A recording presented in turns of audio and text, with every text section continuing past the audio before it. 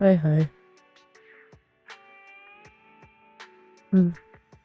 Before we start, I just wanna, well, uh, for clarity, this stream is sponsored, and if you're interested in ZZZ, it will Zenless Zone Zero.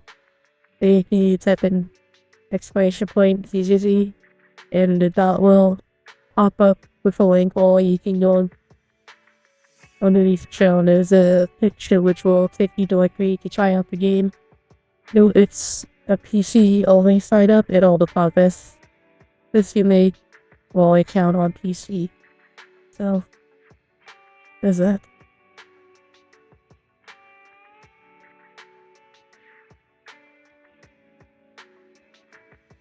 Anyways, hi, we're gonna be doing the story.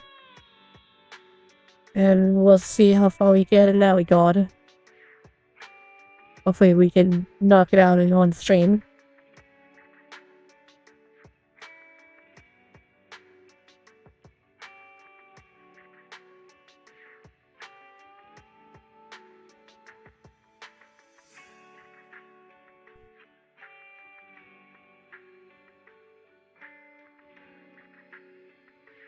Hi, just looking at something. But I hope everybody's been doing okay tonight. This started sooner, but I had some stuff to take care of.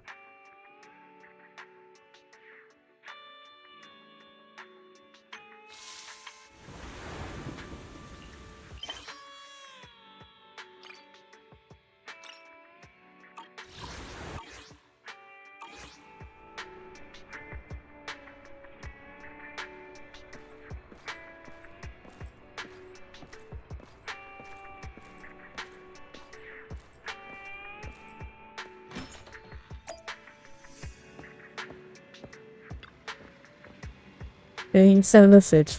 Seems they made more progress on the sacrifice issue. I wonder how Vivian's been doing. As the detail passed, he's been busy managing Mockingbird. They haven't talked to her in quite a while. So, you want to arrange time to meet up with her? Yeah, let's go meet up with her. You're up here. We don't want to. Why then? Amen. I'll arrange a time with Vivian. Yes, last said out. Tell you when.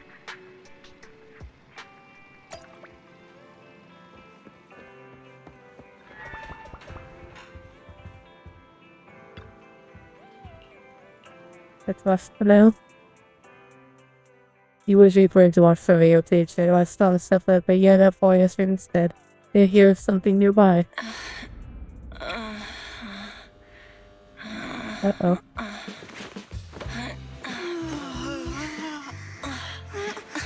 Lord Phaethon, this time let me. Vivian?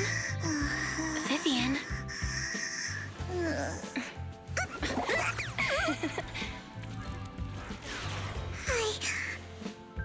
I didn't disturb your sleep, did I?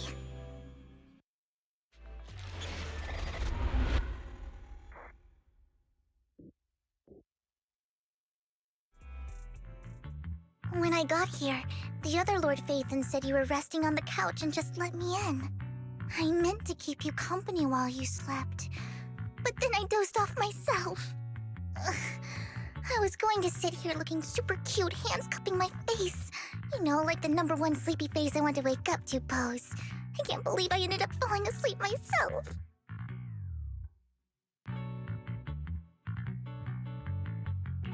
What sleepy face? What pose? That was a lot of words in one breath. Are you sure you got enough sleep, Vivian? No, Lord Phaethon. I was just worried that I had disturbed your rest. Just being able to see you sleeping peacefully is already the highlight of my day. No, my entire month. Though it is a bit late, but... Good morning, Lord Phaethon.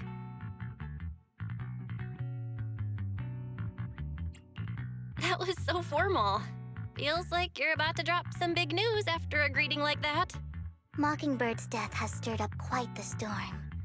I took some time to gather intel. It seems someone deliberately leaked the story that Hugo is an illegitimate child of the Ravenlock family. but I haven't found the source yet. Could it be Hugo's uncle, Hartman? Maybe he's trying to turn people against Hugo and Mockingbird by playing the illegitimate child card. I suspected that too. He could be using Hugo's background to make people believe Mockingbird is just another Top's pawn. To the upper class, Mockingbird may be insignificant, but it has a loyal following among regular folks. But after some digging, I was surprised to find that the public isn't turning on Hugo. They're actually starting to see him in a better light. Some people feel bad for him. Some relate to his struggles. And Hartman's the one getting all the heat. Public outcry against Hartman is growing, with many believing he murdered Hugo for his own selfish gain. Tops is hosting an industry summit this week, a responsibility usually handled by the Ravenlocks. But my sources tell me another family has taken over this year at the last minute. If I'm not mistaken, Tops is intentionally keeping its distance from the Ravenlock family due to the current public sentiment.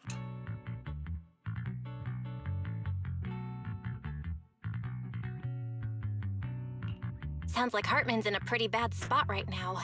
But we know he's not the type to go down easily. And that's what worries me. Hartman, in all likelihood, must have taken the sacrifice core. And now that he has this bargaining chip, who knows what kind of deal he'll strike with the Exaltists. Sorry for interrupting, Vivian, but I need a quick word with Belle. Oh, no problem at all. I'm sure you have important faith in matters to discuss. Take your time. I'll just be waiting outside. We can't make our guest wait outside. Belle and I will step out instead. Oh, don't mind me, Lord Phaethon. I wanted to browse the videotapes anyway. I'll be right here. Just let me know when you're done. Belle, Lycon's outside the video store. He knows Vivian is with us, so he's hesitant about coming in. He's stressing over what he did to Hugo in front of Vivian, but he really needs to talk to us. Maybe you should go speak with him first. I'll go talk to Lycon. Honestly, neither he nor Vivian is at fault. As proxies, it's our job to be the bridge between them.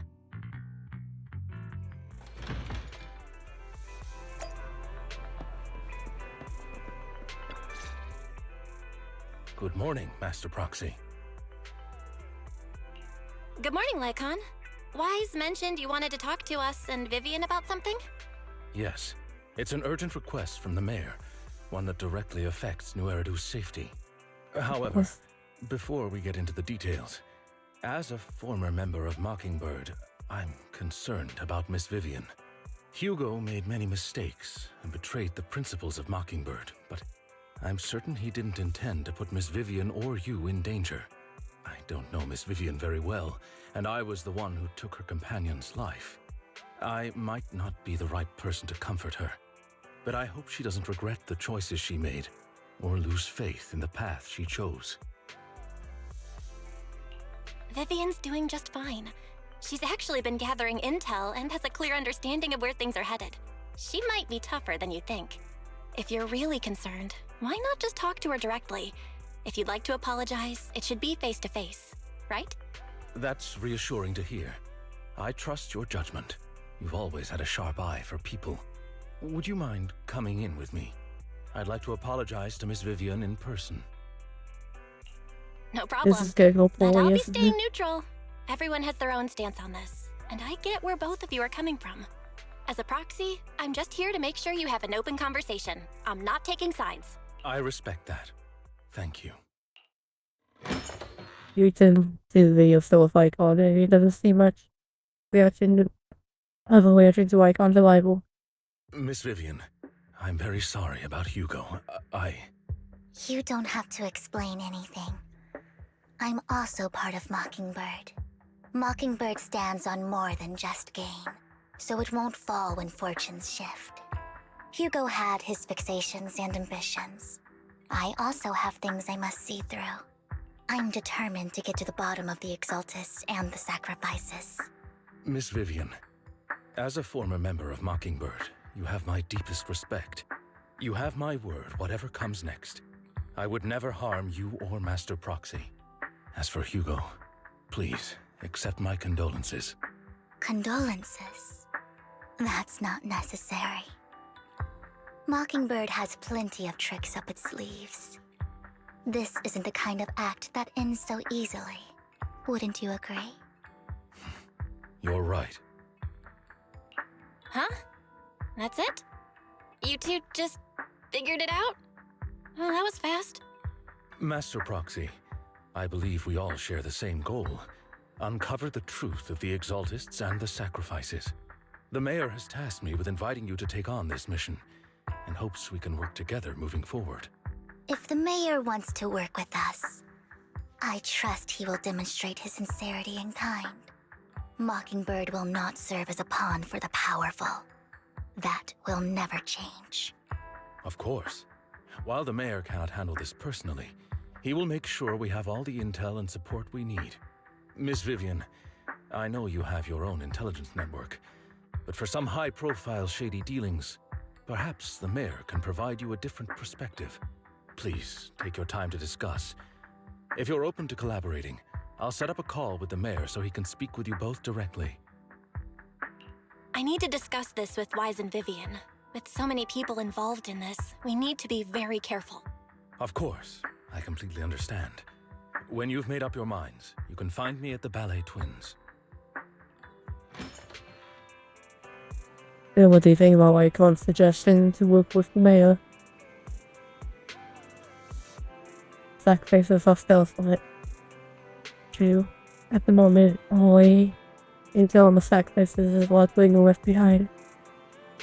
We can get someone to help investigate, but it'll take a significant amount of time, and time is something we can't afford to waste.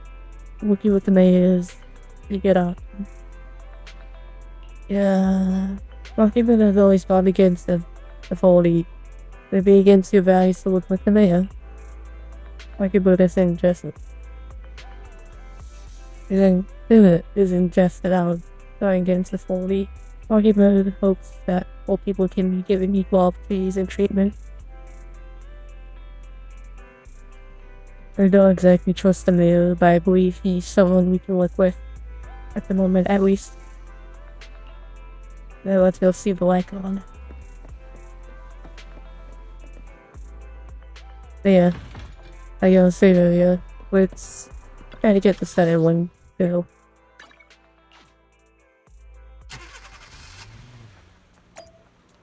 And then I plan on doing a build stream.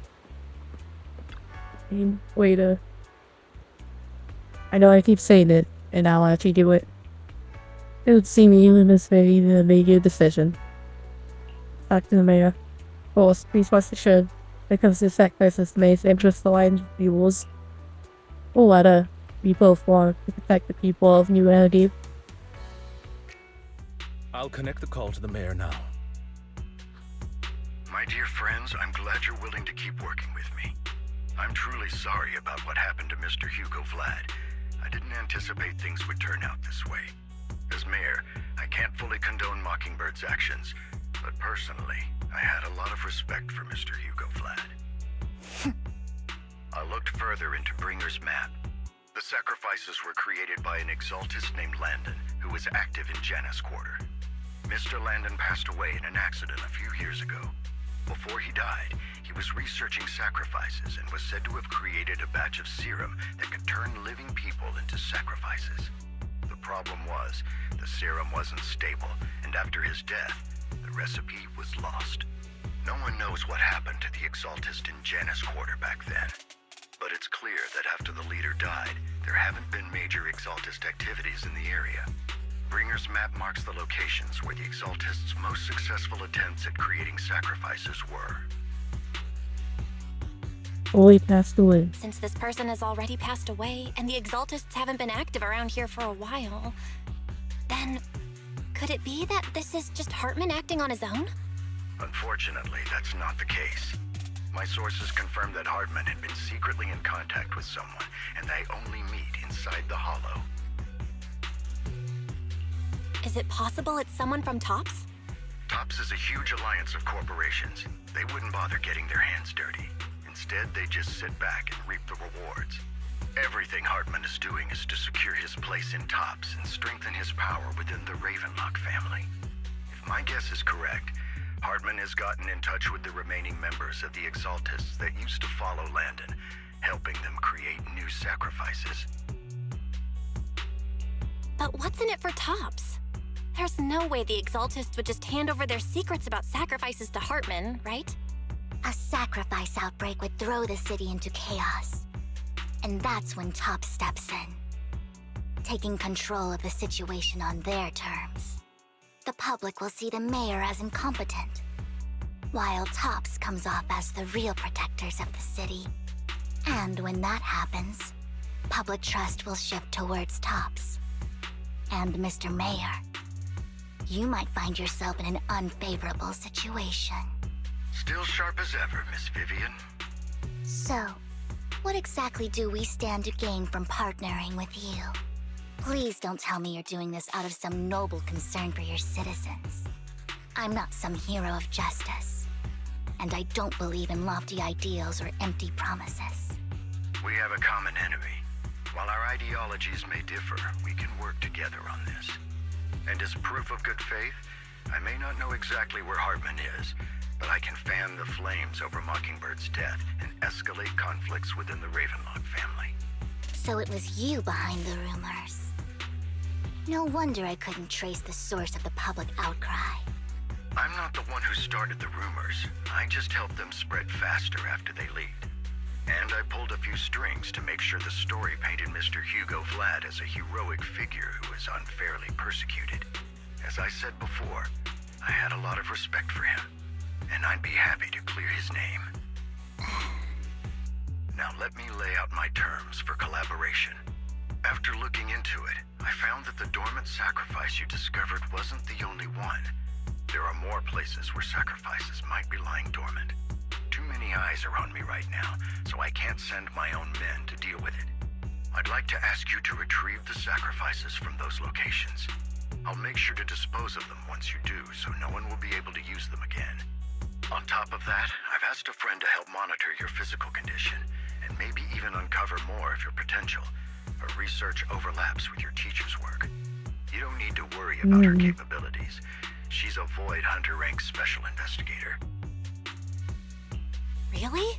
A Void Hunter ranked special investigator is going to be assisting us? And she's involved in our teacher's research? That's right. She's heading to Janus Quarter for some business. I wanted to set up a formal meeting, but she declined. She prefers to assess things on her own, and will reach out when the time is right. She'll let you know the details then. Oh, So it looks okay. like you both are on board with this commission and ready to help recover the sacrifices? Okay. We don't want new Eridu falling into chaos either. We'll do what we can. I know you won't let me down. Given our positions, we might not be friends, but we're definitely not enemies. I'll leave the rest to you then. I've got to go. Goodbye.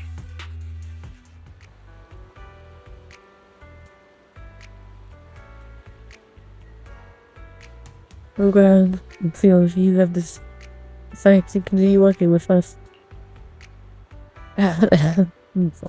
With your help, we will successfully recover the sacrifices. Sacrifice. I have other business to deal with, so please excuse me. If you require anything, feel free to contact me anytime.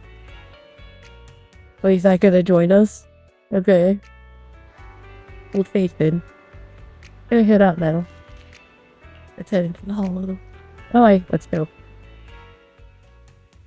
Ooh. Good day, Lord Phaethon. Asset confirmed. Preparing to move out. He is I a would never anomaly I'll protect you character. from Want a glass of... Looking for intel? Or hiring me for a job? Why not? Payment received. Let's get to work. May not been the best idea, but why not? As I was saying last time, I'm not really a fan of Vivian's gun, so I didn't pull for her, but you'll be fine if he's doing this. Lord Phaethon, Thank you for trusting Mockingbird and me.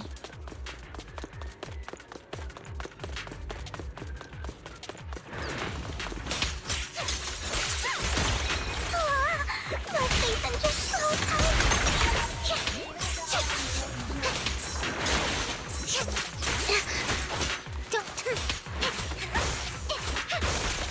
All right, I'll take over.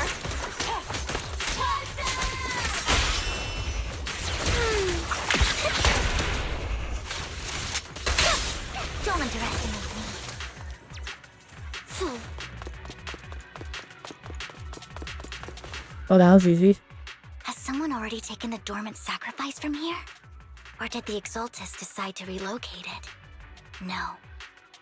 If these dormant sacrifices aren't handled carefully, they could awaken and turn against anyone nearby.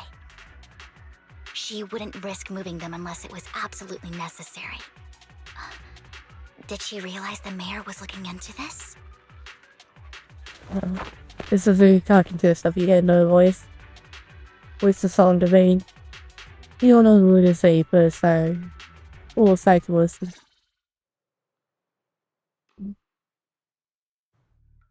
Did Hartman just make up this intel to get a shot working with us at Tops?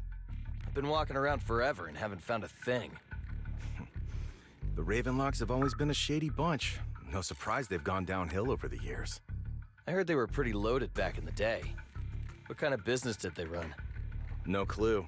On the surface, their businesses seemed legit, but who knows what was happening behind the curtain. Probably something with the sacrifices.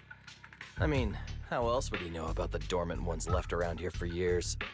And he was so sure that even if those original sacrifices didn't work out, he had a backup plan. Backup plan? What could that be? Well, that's beyond me. I just happened to overhear something while I was next to Mr. Edmund one day. What's Tops planning to do with all these sacrifices, huh? For research? Do you think we'll ever have a normal life in the Hollows? Don't ask questions you shouldn't be asking. All right. There's nothing here anyway. Let's leave the Hollow and report back on what we found. And we'll make it just in time to clock out for the fieldwork shift. Let's get out of here first. After the Tops employees left, they get you disagree themselves. Hartman, that fool.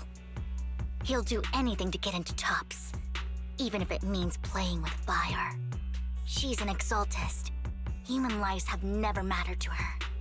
The more people get dragged in, the greater the danger. Vivian, I've been dying to know. Who's this she you keep mentioning? I apologize for losing my composure. Please don't mind me. The she I'm referring to is with the Exaltists. Someone I have a history with. That's why the moment I heard about the sacrifices, I felt compelled to uncover the truth. I never meant to hide anything from you. It's just that, for me, the Exaltists bring back painful memories. And I'm not ready to face them yet. So, Lord Vathan, please give me a little more time. Once I've gathered my thoughts, I promise I'll tell you everything. Sure, I won't pry anymore. Everyone's got a past, and you don't have to dig up old wounds if you don't want to. I can see the Vivian I know now is super brave and kind.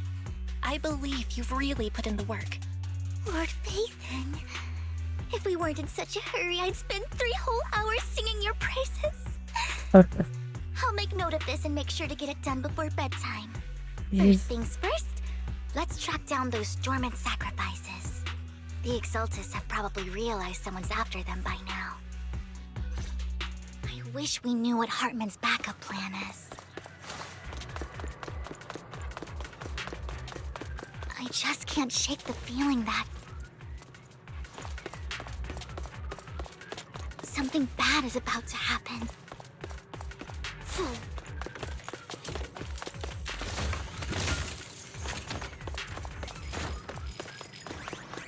Well, if you keep talking like something bad's about to happen, something will happen.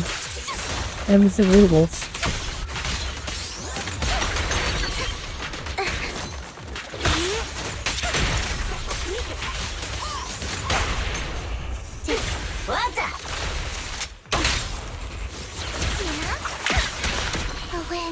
is perfect today.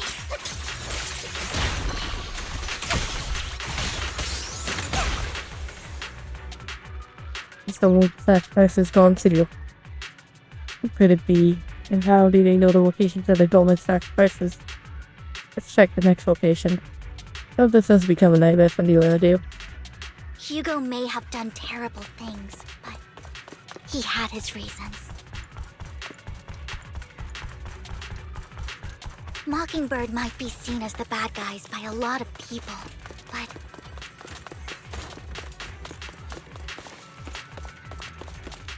ironically, joining Mockingbird is what put me on the right path.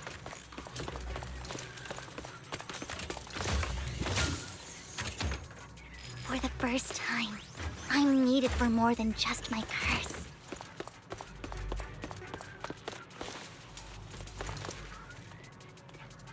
Okay, double dialogue. I've been trying to be bad about that sticky dialogue.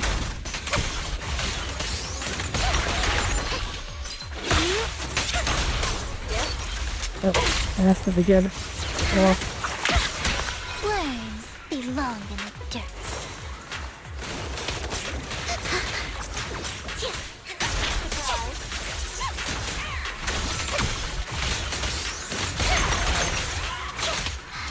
Nothing here either. Are we too late? There's someone up ahead.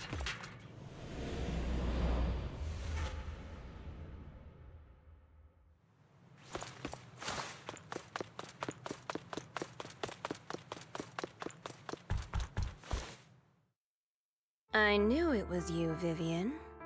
Camille, what are you doing here, sis? Are you destroying the dormant sacrifice? Vivian, don't call me sis. I'm not your sister.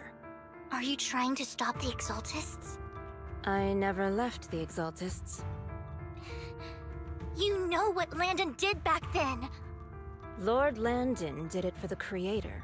His methods may have been extreme, but they were necessary. Back then, you walked away. You should do the same now. We didn't meet today. Take your friends and leave. What's wrong? Are you being forced into this? I can help you. Help me? Like how you helped her? Vivian, you're crying. You see me, don't you? No,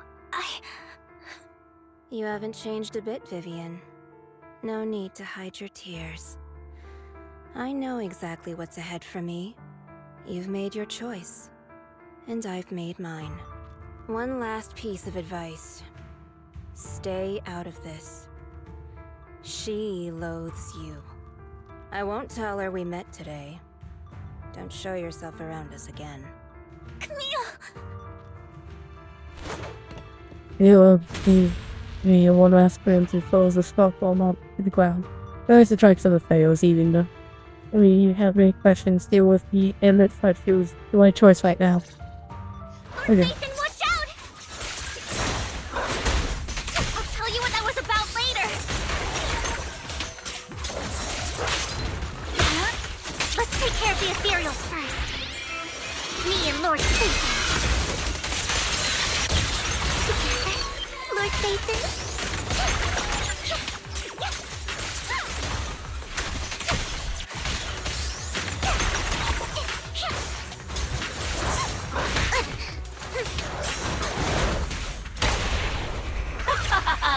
No more games! Let's go! Go away.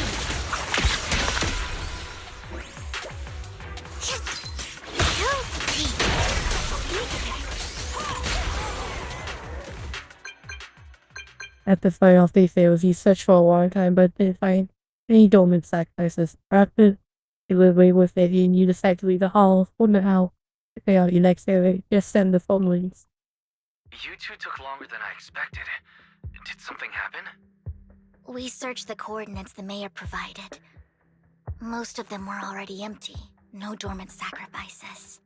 Camille, the Exaltists have been actively destroying the dormant sacrifices. The Exaltists?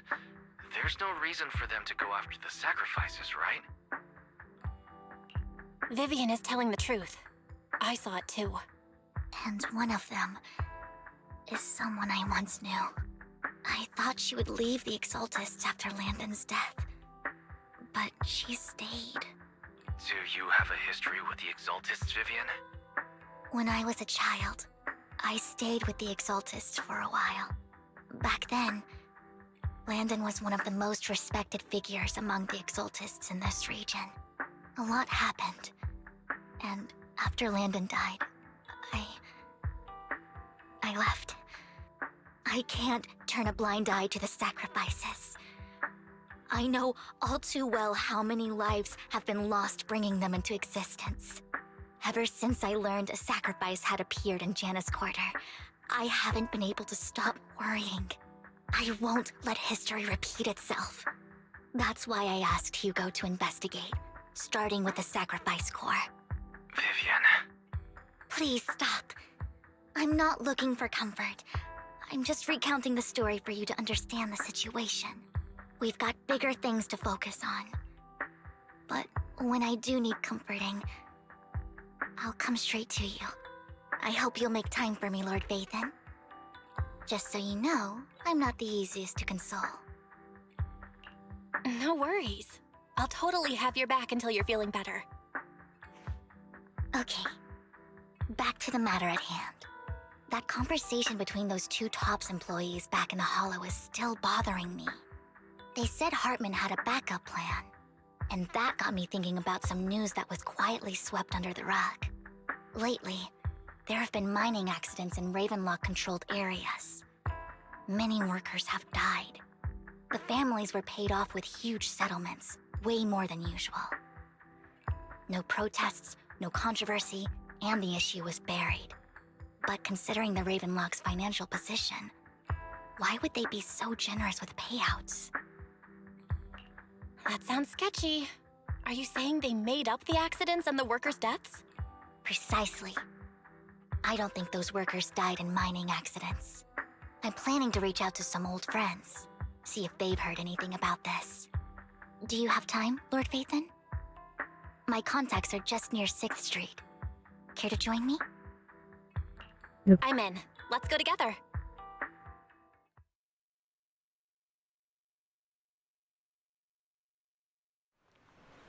You live at William Square with aim to meet an old friend.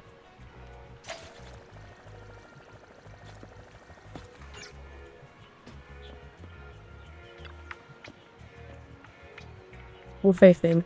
Let's head see what he. An old friend of mine said she has some new intel.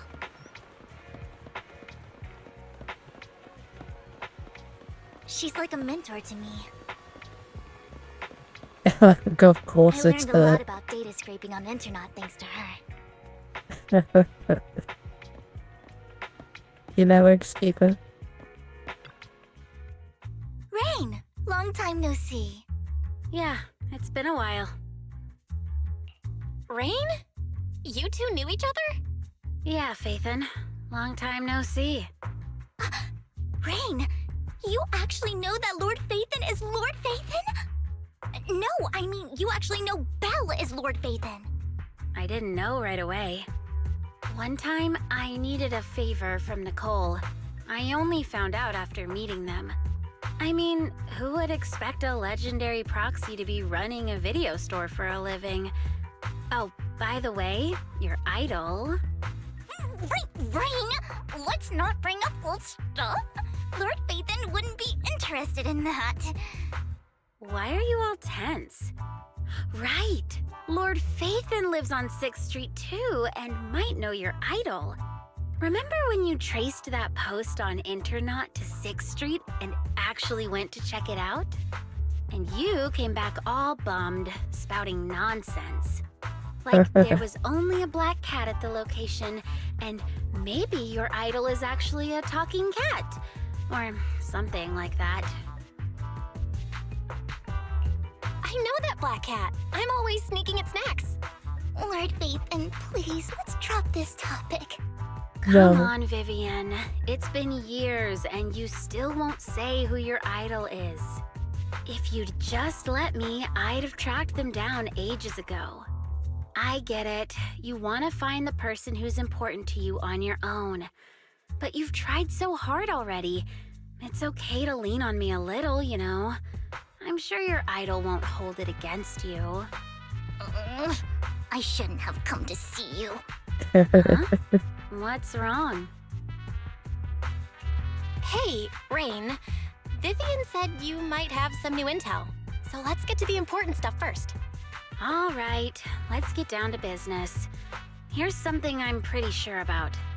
The Ravenlock family's claim that those missing workers died in an accident? Don't buy it. The last signal from those workers was near the Hollow. Then communication went dark. I think they were taken into the Hollow.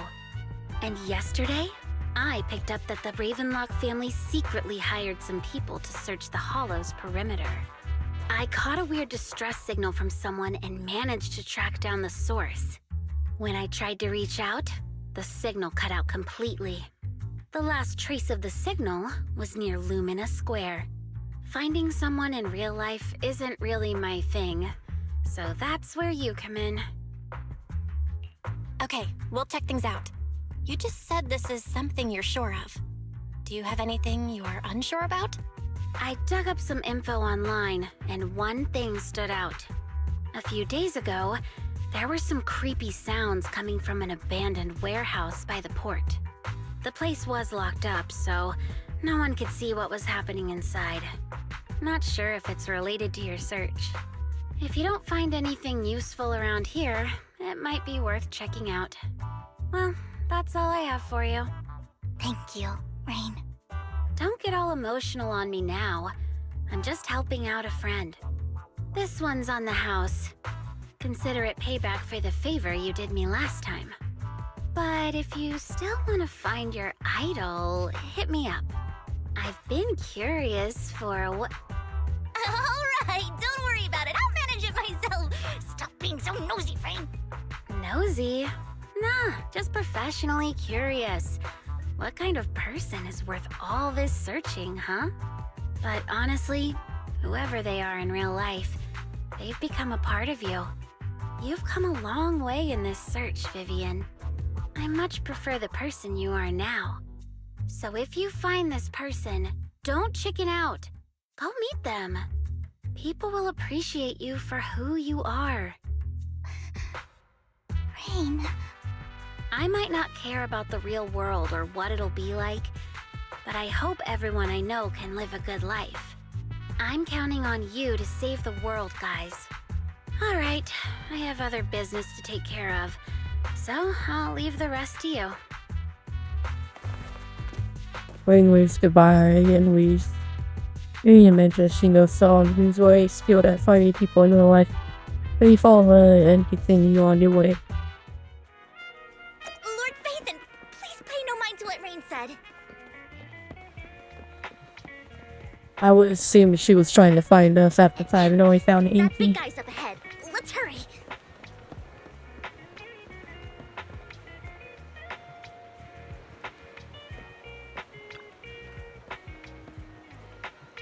Okay, we'll see. You seem to be doing well, little one. Yep, I made an awesome friend since we last met. My friend got ill before and was the manager who helped. And I was the manager who helped heal them. I didn't realize you two knew each other. Then, next time I heard the manager's place and I'll get to see you too. The fellow guy is Lucky Boo. My old boss at my previous workplace bought it at a discount store where we sell all. And he was a terrible boss. Not only did he shrink on paying wages, he didn't take care of his bamboo either. Yeah, that guy. Really terrible. This other guy had a malfunction and the boss threw it out because he didn't want to spend the money on the weekends. Very accurate. It could have just been fixed with just a simple battery change. Vivian is the best. Vivian changed her battery. The bestest ever. Jeez. All I did was change your battery for you. It was easy to earn the money to buy it. Yeah, I'm amazing too. I earned 100 pennies just enough to buy that. Oh my. Wow. That boss was that cheap. That. It was only 100 pennies for a big new battery. That's where that 100 penny battery bamboo came from. Also, you got plenty of energy, but I told you before, you need, tactical. You don't want anything. I won that one Denny Bang. That one. That one Denny Boo. You Denny. Oh, so you got away to make a living, huh? Amazing. And close one Denny Boo.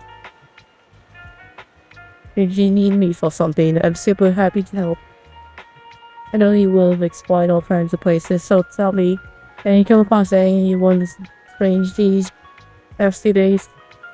I think you need someone who looks scared and kind of trying to hide where the oddly people are. What do you think?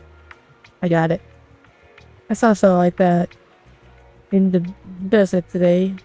Don't seem similar. Ever.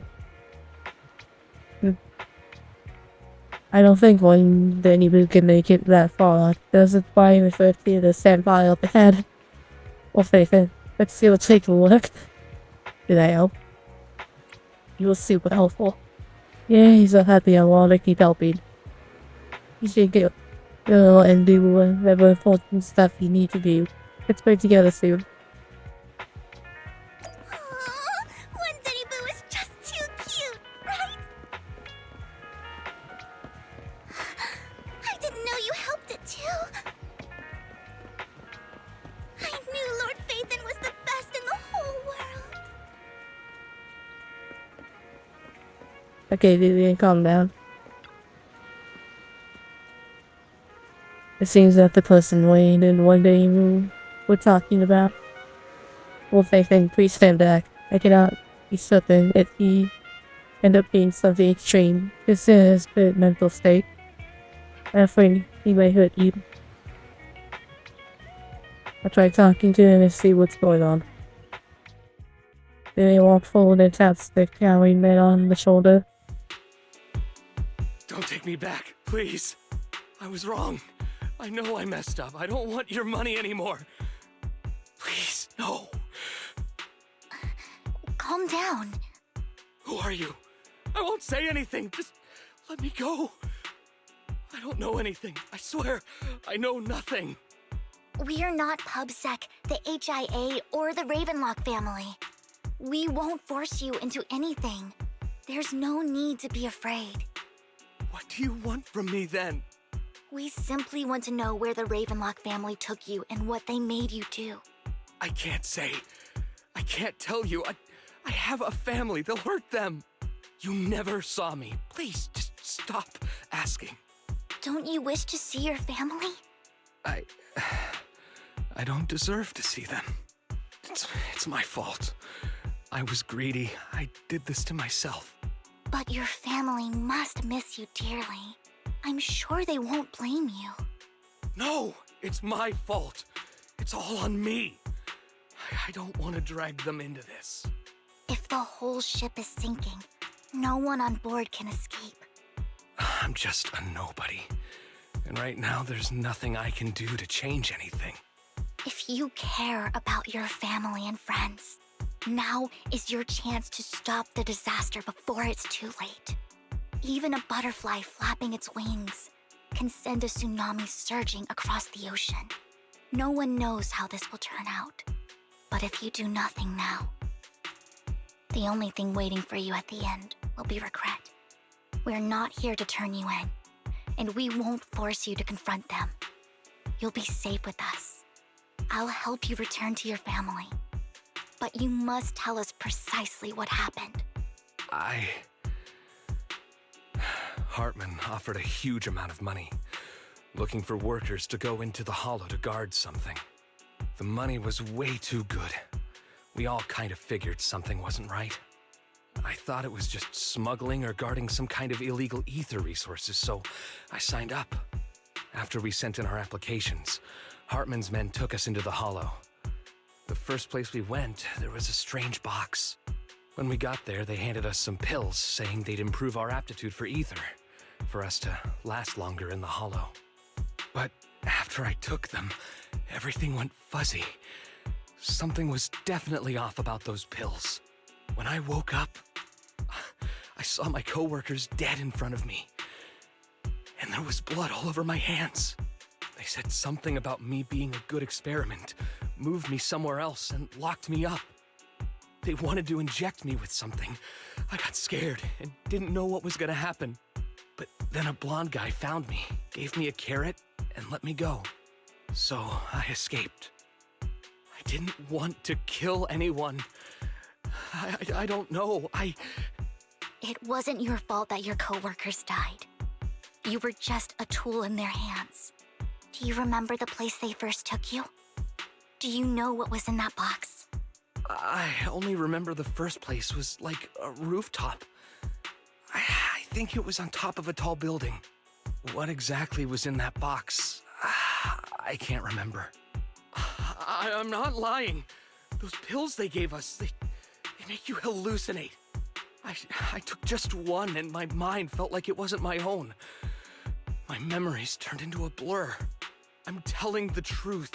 I'm not trying to run from my mistakes. I just really can't remember what happened. I know you're not lying. We'll arrange for your protection. You can rest easy and recover, and your family won't be dragged into this. Once this is all over, you will be able to reunite with them. You in contact like on the mayor website. With the level agrees to protect the worker until they get guided. Yeah. Oh, sorry. You're not really calm. I've been meaning to say this for a while, Vivian. You're just so calm and decisive when things get tough. Totally different from the impression you gave me at first. Actually, I wasn't always like this. I used to run away when things got tough. There was even a point where I just wanted to disappear. As if my very existence was the source of suffering. I wondered. Perhaps leaving it all behind could put an end to the pain. Whoa. It's hard to imagine you like that. I mean, you had this super intimidating vibe when we first met. Well, I was on a mission at the auction when we first met. And just as Rain said, I've come a long way from who I used to be. Speaking of Rain, it's still wild to me. I never thought you and I would have mutual friends. And you even know one Denny Boo. Can you believe we might have passed each other so many times without even realizing it? Enough about me.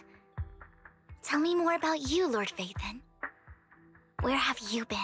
And what have you experienced? Looking back, I feel like I've been through a lot lately. My brother and I even lost our Phaethon account. Oh, everything started when the Cunning Hares took something from the Red Fang gang. You walked along with a Bible and Square of Fabian. You start sharing your stories. Although she wasn't part of it, he's been to call around the Golden Week. They would say that she's still here, she's even receives starts to confirm me for SB. God damn. Oh my god. I remember it should be around here. That store's been sitting in my favorites for ages.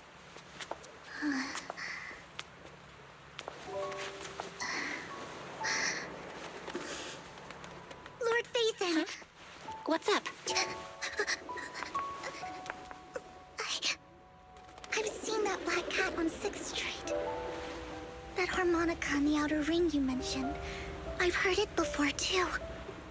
I've even been to the monument outside Hollow Zero. that none of that was a coincidence. It was me.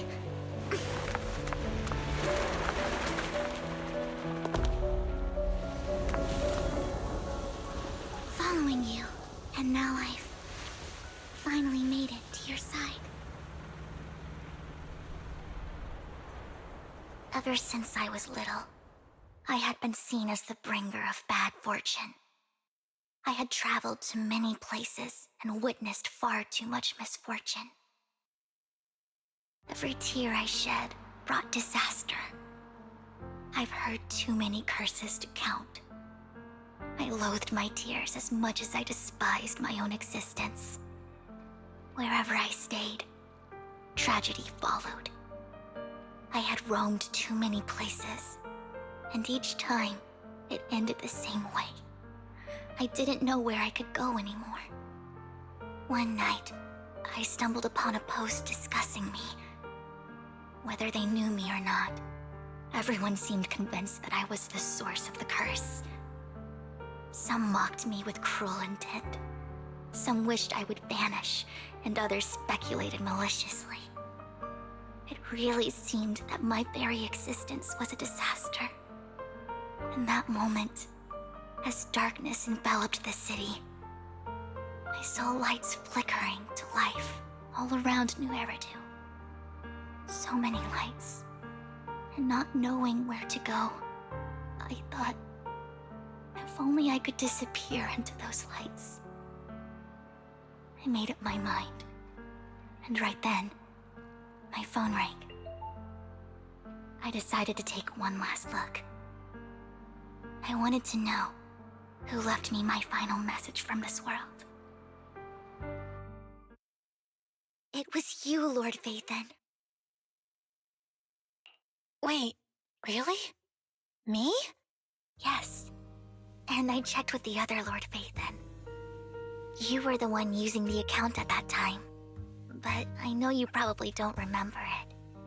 After all, it was just an ordinary day, with an ordinary post and meaningless comments online. But for me, it was the night I finally realized where I could go. I wanted to walk the paths you had walked, see the sights you had seen. And then, one day, share it all with you, face to face. What did I even say in that comment? I can't remember off the top of my head.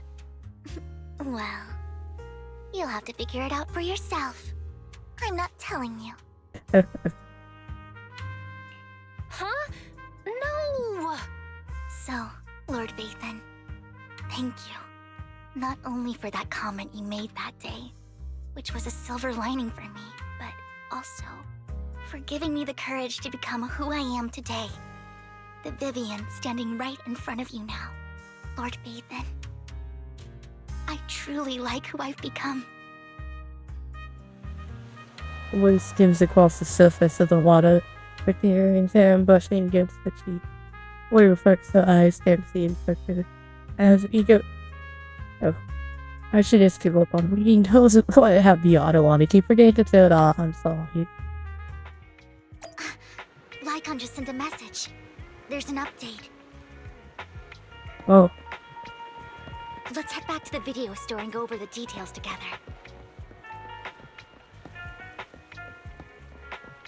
Actually, I need to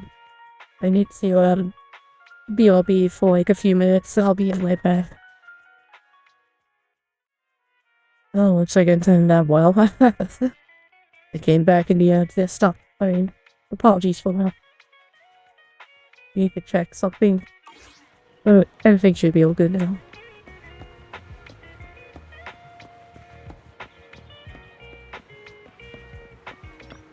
Let's continue on with the story though. Belle, you're back. Lycon told me he wanted to meet up with us online to discuss things when you returned. I'll call him now. Master Proxy, Miss Vivian. The gentleman Rena brought back has stabilized and calmed down now. Based on his account, we've identified where Hartman is hiding the core. He also mentioned that Hartman plans to trade the core with a group of people. We We suspect that this group consists of members from the Exaltists. I knew it. Now that we have the location, it would be splendid if we could seize the sacrifice core before they do. Precisely. We hope you can head to the location as soon as possible to secure the sacrifice core. We've got this. I have other matters to attend to, so I'll leave the retrieval of the sacrifice core in your capable hands. The mayor's friend that he mentioned before will also be assisting you this time. The target coordinates have been shared with her, and she'll meet you there. Please ensure your safety, and I wish you all the best. We'll see then. We'll head out as soon as you're ready. There's the thing sacrifice for before Hartman does. Let's get going. I would never I'll protect you from any danger. Looking for Yeah, intel? what's this? Or hiring me for a job. Payment received. Let's get to work. Good boy. Oh, hey, Hunter. How are you doing? I'm okay. And I've had a rough day. Where's the sacrifice core? Camille, you really think I'd stroll around with something this important? Plus, even though the Ravenlocks and the Exaltists have been working together for ages, I've hardly even met Lady Dina. I'm the one offering the sacrifice core here. I'm curious what Lady Dina's got lined up for me in return?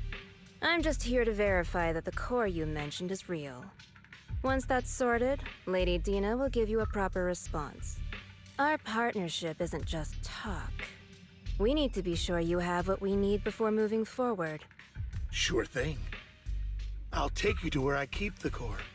Once you verify it's legit, have Lady Dina come over. We'll lay everything on the table face to face. All right, lead the way. It seems Hartman is trying to bargain for more.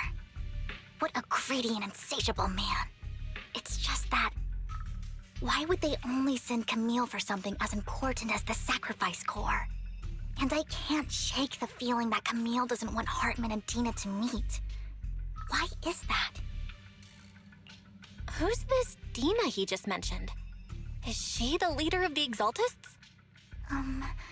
Kind of.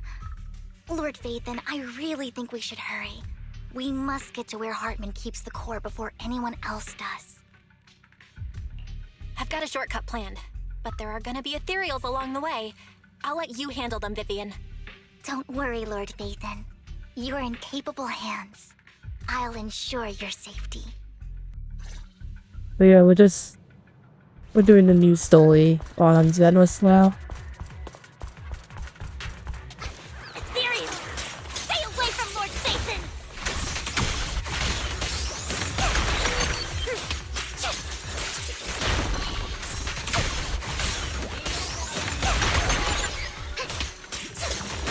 This will cost extra.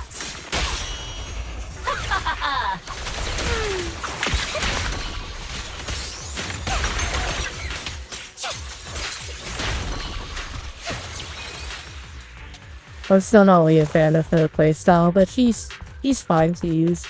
Looks like Hartman's trying to negotiate for more leverage.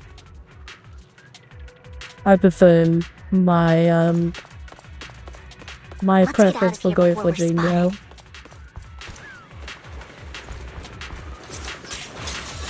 Better not get my shoulder.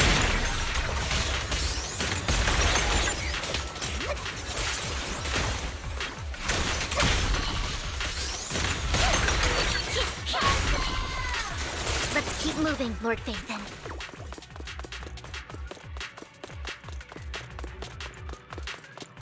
Yeah, good luck.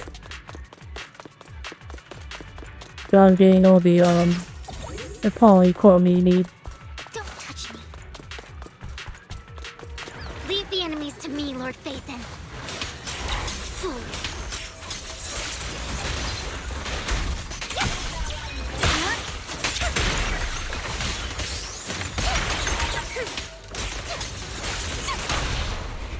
Lord Helena!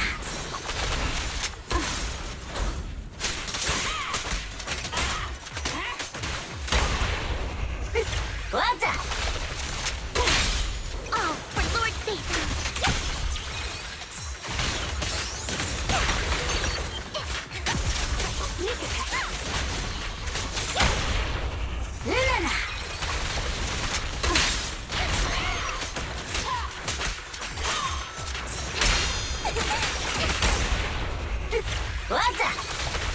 They're still over there. Looks like they're arguing.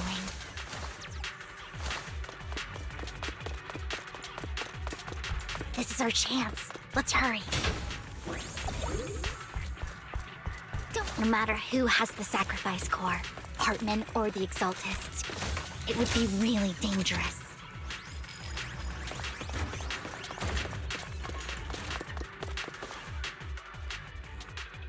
Hand over what's in the box. Or we do this the hard way. You sure talk big, little girl. Bears, get between me. Let's see if you can get past me first. Diana!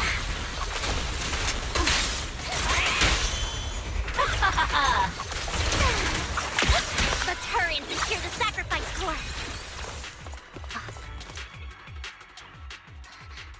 Lord Vathan, the box is empty.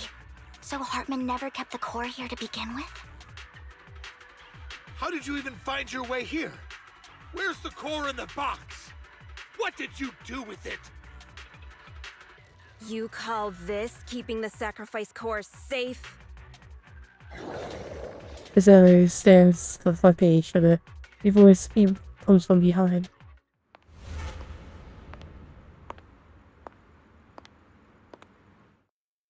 Vivian, it's been ages. Dina! Oh my, you actually remember me. So sweet. Look at you, thriving. I thought you'd totally forgotten about our past.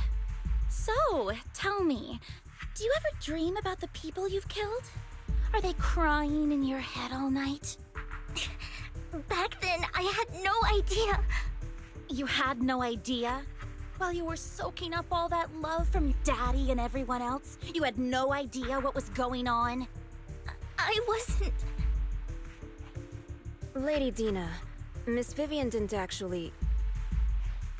Camille, when did I say you could meet up with Hartman today? I just wanted to make sure the sacrifice core is legit.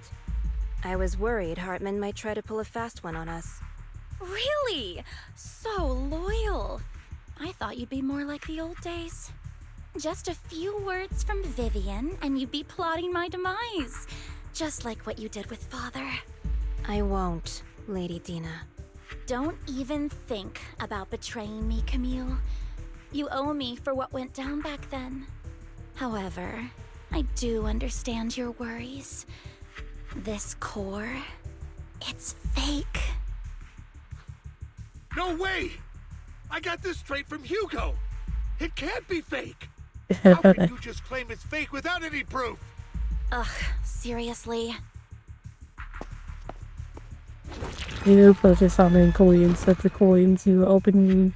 Well, this moment, the guy collapses to the ground screaming. He wipes the hands and casts a look of disdain. Jesus Christ.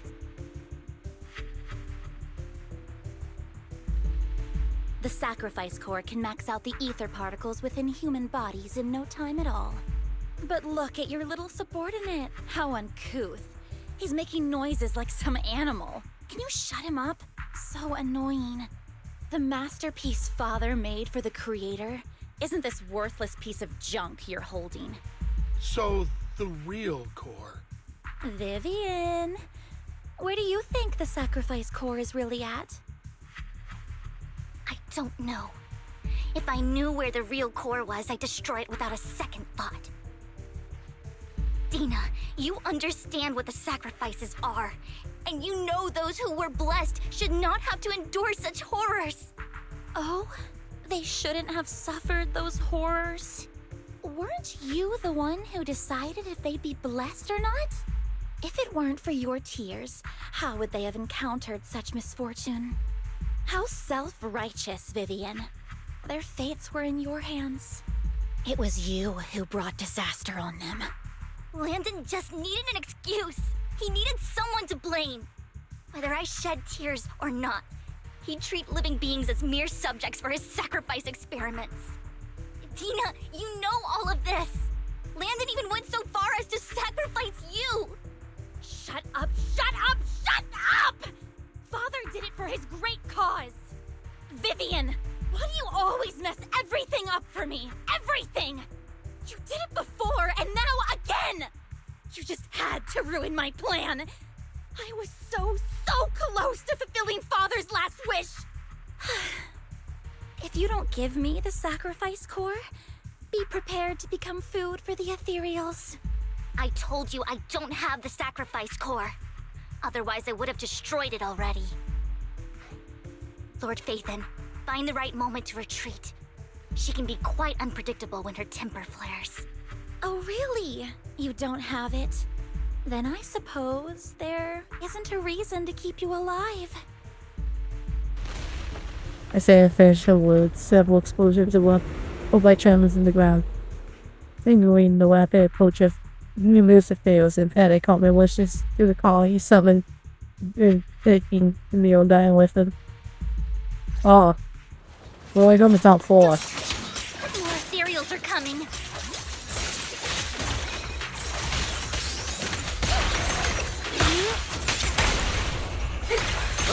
Coming from behind.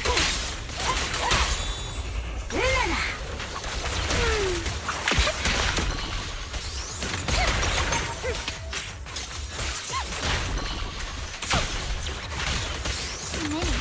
There's no chance to get out of this.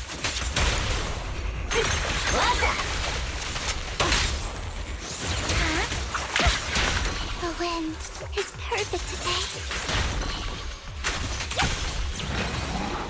Yep. My favorite ones to deal with.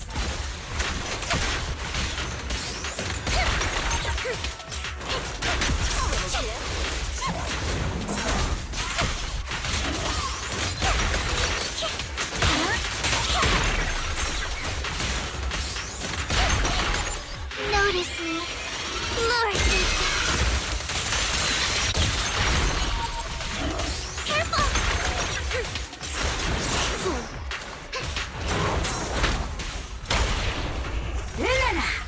Let's play a little. Perfect shot. Make it fun for me. Burn the home together, Lord Phaethon.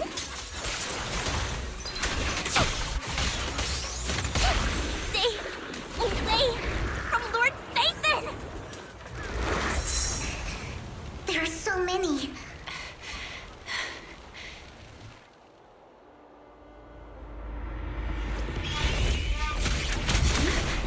It's ink.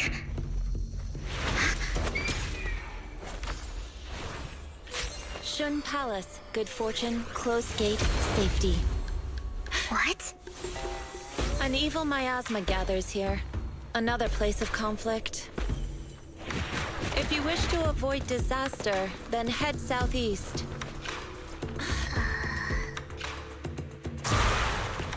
Now! Thank you!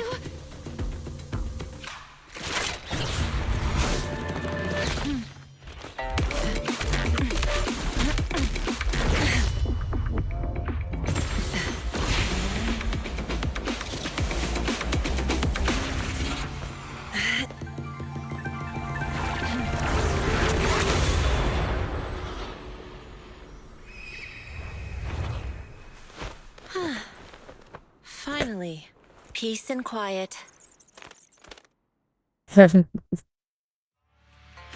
You must be Belle, right? I love that little bit. Mayflower mentioned a special partner might need my help.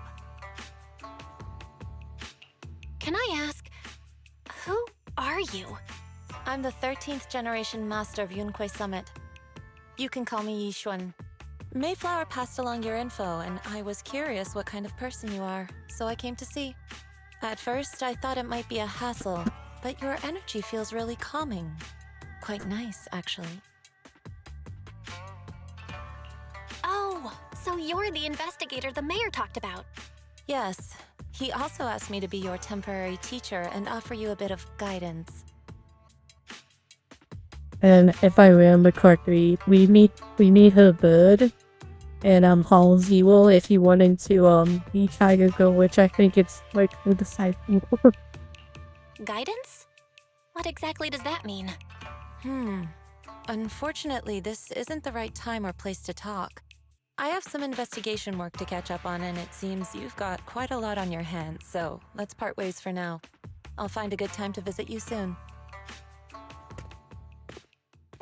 He's always, after saying this, Vivian appears lost in thought, looking distracted. I'm so sorry, Lord Vathan. I'm just not feeling very well. I think I'll head back for now. I'll investigate the sacrifice core and reach out once I find something. Through the You hawk. definitely need some rest. Let's get out of the hollow.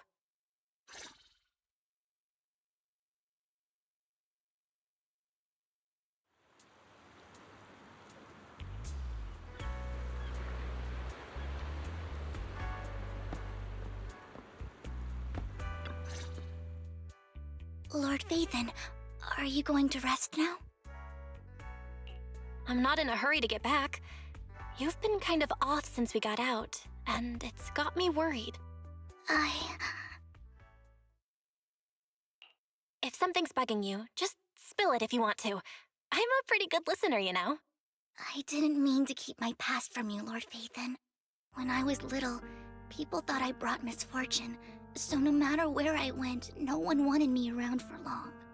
Then, one day, Landon adopted me and brought me to the Exaltists. There, I met Dina, who was so kind to me, treating me like a dear sister.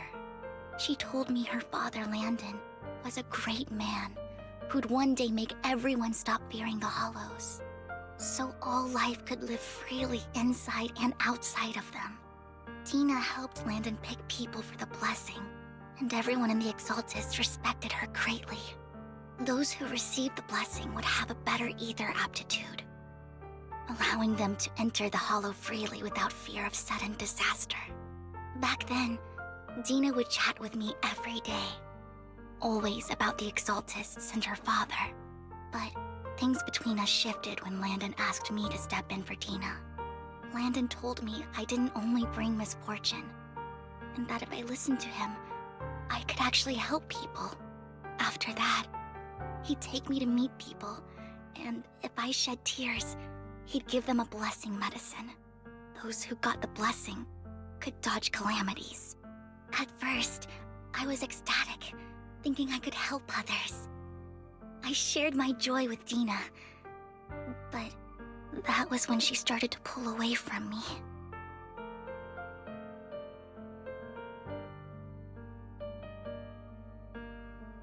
The blessing medicine. Please tell me that wasn't the sacrifice serum Bringer had. Yes, to be precise, it was an early version of the sacrifice serum. Landon's medicine wasn't stable. The medicine Landon developed could boost abilities quickly, but also sped up the development of ether corruption. In the end, most people turned into ethereals, and a few became sacrifices, losing all human consciousness. The ethereals were killed while the sacrifices were given to the higher-ups of the Exaltists. The Exaltists wanted the sacrifices to hold human consciousness, so Landon's medicine was seen as a failure, and he gradually lost influence within the Exaltists. One day, I saw Dina, and tears streamed down my face. In a bid to save his reputation, Landon decided to let his own daughter receive the blessing. I had always thought that getting the blessing was a good thing, until I saw terror in Dina's eyes that day. That evening, I broke Landon's rules for the first time and followed him out of the Exaltist's residence. I trailed him to the Hollow, where I witnessed someone who had been blessed becoming corrupted. In the end, that person became an ethereal. Then, without hesitation, Landon killed him. Before Landon returned, I went back to the residence and snuck into his study. And there, I uncovered the truths I just told you. And just a few days later, it was time for Dina to be blessed. I wanted to save her and stop anyone else from getting deceived. So, that day, I told everyone present that Landon should be the one to receive the blessing, not Dina. At first, Landon argued, and no one believed me. But, in front of them all, I looked at him and let my tears fall. He starts to become what happened that day. Lord Landon, please accept the blessing. Vivian, you... Why won't you accept the blessing? Were you lying to us? Ungrateful fools! You have no use anymore! Liar! Run! Run! Dina! Dina, wake up! We have to go! Vivian, what's happening? Listen to me! Lord Landon's so-called blessing isn't...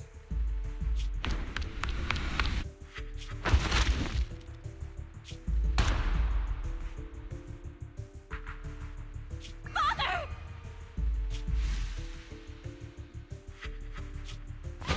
No, I was just... Mom, I want to go home. It's got nothing to do with us. This is just what happens when you don't accept the blessing. Vivian, was this you? Dina, I just didn't want you to accept the blessing. Everyone who does ends up... I just don't want to lose my father. You knew? If you knew what he's done, you... He's my father. He's all I have. Stop being self-righteous, Vivian. You only ever bring misfortune.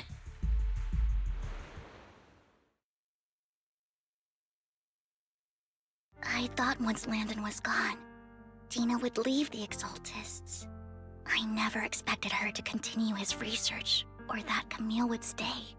Camille lost her entire family in a hollow disaster, so she's always supported the Exaltists.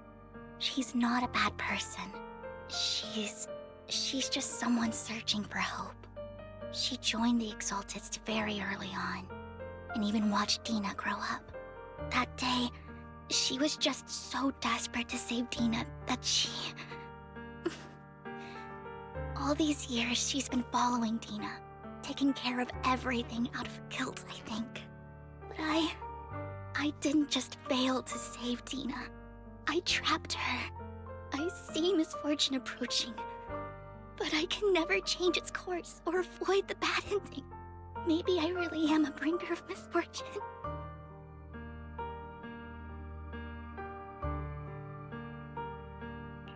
No way. You're not the one bringing bad luck. Whatever went down with the Exaltists, Landon used you. As for Dina and Camille, they know the truth, and they just made their choices. The hollows and the disasters they caused took more than just their loved ones. But not all survivors cling to obsession and hatred like they do. Lord Phaethon. You need to believe in yourself. You're currently resolving the sacrifice crisis with your own effort. I remember you saying you really like yourself now. So what's changed? Yes, that'll always be true. Thank you for listening to my story today. Years have gone by, but I've never had the courage to face all this. Maybe Dina and I were meant to meet today, so I could finally spill it all out. It lightens my heart a little. Lord Phaethon, you truly are a wonderful listener. Whenever you're feeling down, don't hesitate to come to me. I will. It's been such a long day. You must be exhausted. I'll track down the location of the sacrifice core and let you know what I find. Good night, Lord Phaethon. And then being failed to there, you head back to the video store. You see the collectibles. She gets. Oh, wait. Yeah, there we go. I remembered this time. You see the collectibles she gifted you on the table. It says a flood of memories. It was so much flavor. You hope the sacrifice crisis could be resolved smoothly, wandering the web out to the wheel sacrifice pool. Weariness sets in before you know you drift off to sleep. Then you wake up, it's almost noon. Now mood. Now Vivian was in the video for just now, but you Did she need something? There's not the sacrifice pool. This time, Fireface Bullpit was at the auction, and she decided to try to find the security footage. After that, they also what happened afterwards, and we're just simply unaware of it. If we can get the footage, we may gain new clues. Now, if you have time, get to you got a name with it up with Avian. Okay, let's go. Yep.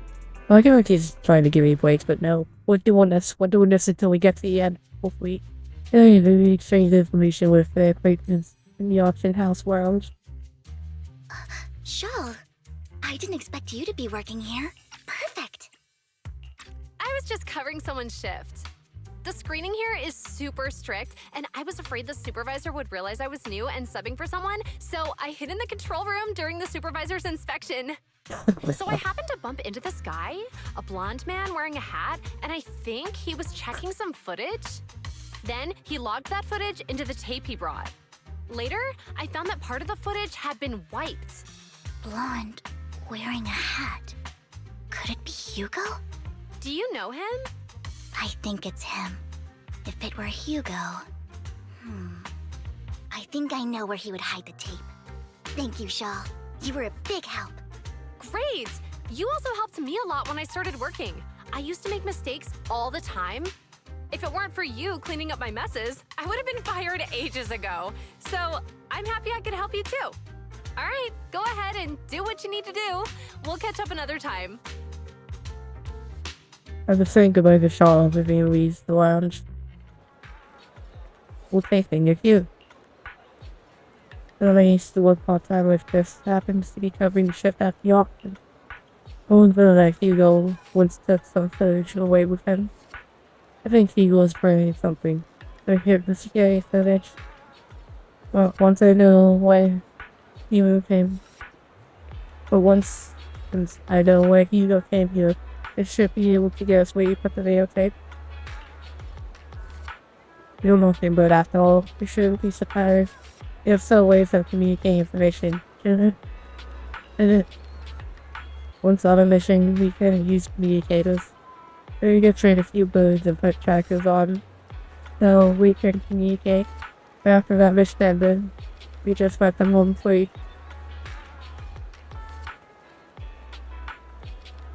But just check the trackers, and one of those birds flew near the auction video on the day Hugo checked the footage.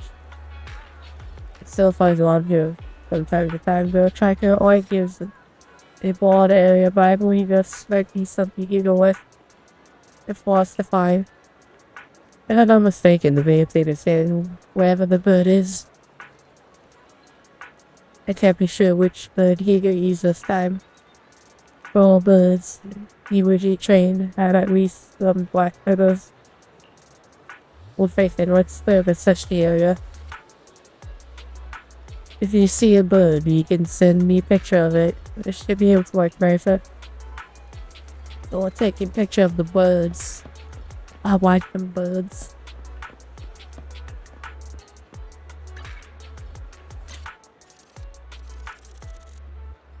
They're so loud. I love loud birds.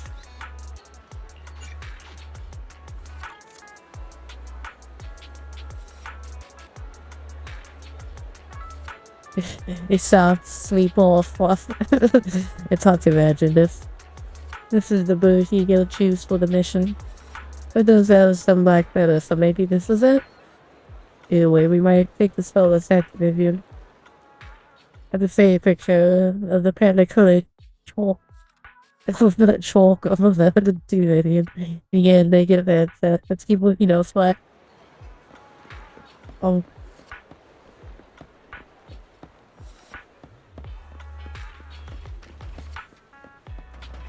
What the? I do know there's that area back here.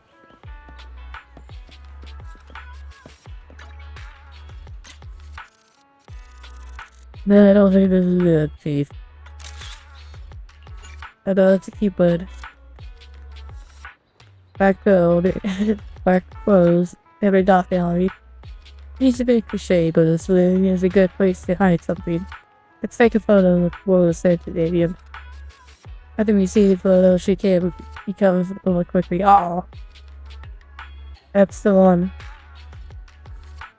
It's only so old Phaethon we found him so quickly. I want to see what the other birds was. Oh. If it's you, then Hugo must have hit it in one of these boxes. He looks in the boxes to find the recording, but it's been damaged. And discussing with Vivian, he decided to head back to the video store to get it. To return it and check the connect contents before making your next move. How was Laylo being? I would be able to see what the other birds were, but oh well.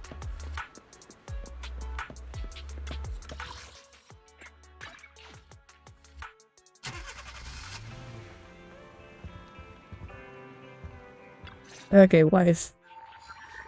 Every person they have to watch the recording, the contents usually shot, but the conversation between Ego and Camille.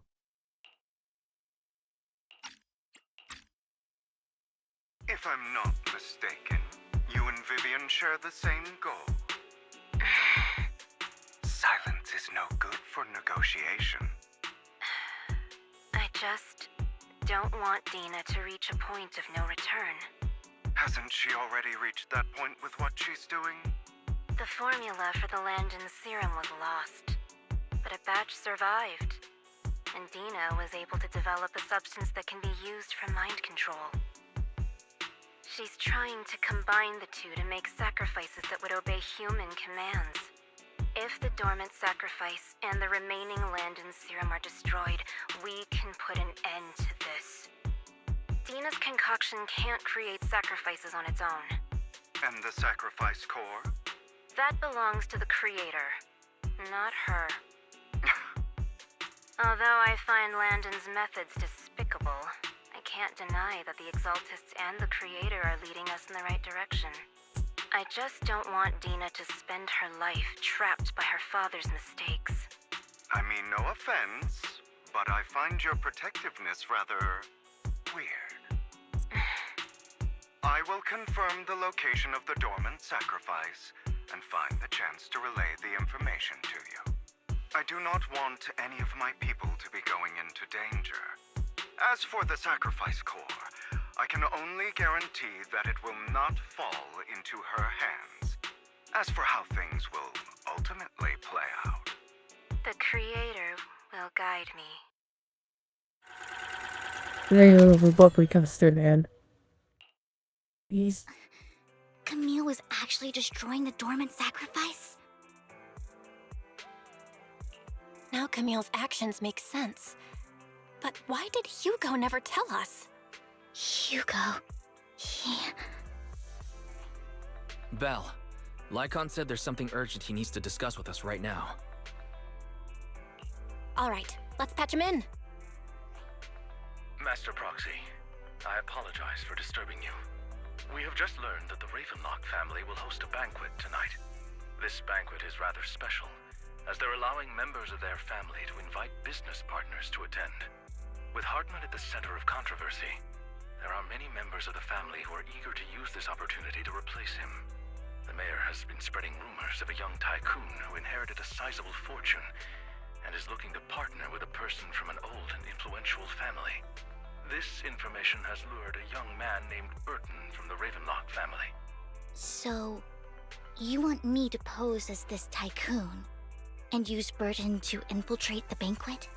Correct. And Hartman's study is also located within the venue. I see. Hartman's study might hold valuable information. So, what should I do? You can attend as her +1. +1? Lord Phaethon, please go with me! Master Proxy, it seems Miss Vivian requires your presence, so... Yes, just your presence will help me immensely! Alright, then let's go together. I'll send you the time and place for the meeting with Burton. If you encounter any danger, please evacuate immediately or contact me for backup. I hope everything goes well for you tonight. You didn't contact with Burton. He said he'll come to 6th Degree to expose us to the banquet. I'm a bit nervous. Don't worry, Wolf Phaethon. This made this trustworthy to me. I don't know what any evil do is get close to you. The sense is still some time before you have to go. You should watch the instructor rotate on formal dining and get together. When everything for the okay where I was first. We're gonna come at a bank before mission to you. And such a measure is just sufficient to master. It's enough to deal with one excursion. And what's lost. Yep, that's still the key details for you as we watch the tape. You did some last minute study on it. I can't expect you to add a full help bank before your mission. The night before you know it, and you had a life. Full faith in. The dude sent his location. I waited only for this banquet. Yeah, I waited to go to this banquet, my street clothes. They open both and close and make sure he's not tempted with the call. Full faith in, please wait 5 minutes before joining me. 50 seconds this way. Vivian heads off first. After 5 minutes, she sends a message saying, all good, let's meet up.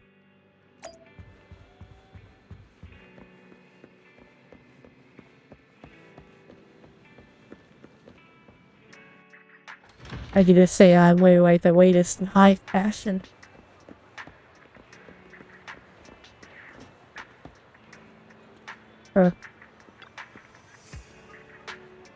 Miss Banshee, is this? Is something the matter? The way I mean is this person doesn't look like your bodyguard. The way he looks can protect me, no? That's true, why would I bring a bodyguard? This is my useful for the night. You heard the way he wants off following the true beast for the centuries. The player delicacy is not available anywhere else. You want to try some? You aren't so stingy as scenario while your guests plus one, are you? What's that? Since you're important comparing the other names, you are also by 100 guests. Let's be off that. My chauffeur shall take you to the port and we'll take you to the speedboat to the manor. Okay. About an hour later, you arrive at read off the manor with looking strategy go through numerous security checks before you find your way at the banquet hall. Miss Banshee, I believe I've shown you my sincerity. Now how about you? Sincerity? My presence here is a show of sincerity. If we're to work together, Miss Banshee, you should drop your pretentious act. I am well aware of the ways of the Ravenlock family. If I were to come empty-handed, I probably wouldn't even be able to make it out the front door tonight. Since I agreed to come with you, and even brought along my most precious companion, does that not show my deepest sincerity? No need for such an off-color joke. Our door is always open for those coming or going. We both know what's what, so let's cut the small talk. I know far more about how the Ravenlock family made their fortune than most here. I am also well aware of why Hartman, despite such a massive scandal, still remains in power. Oh? Do tell.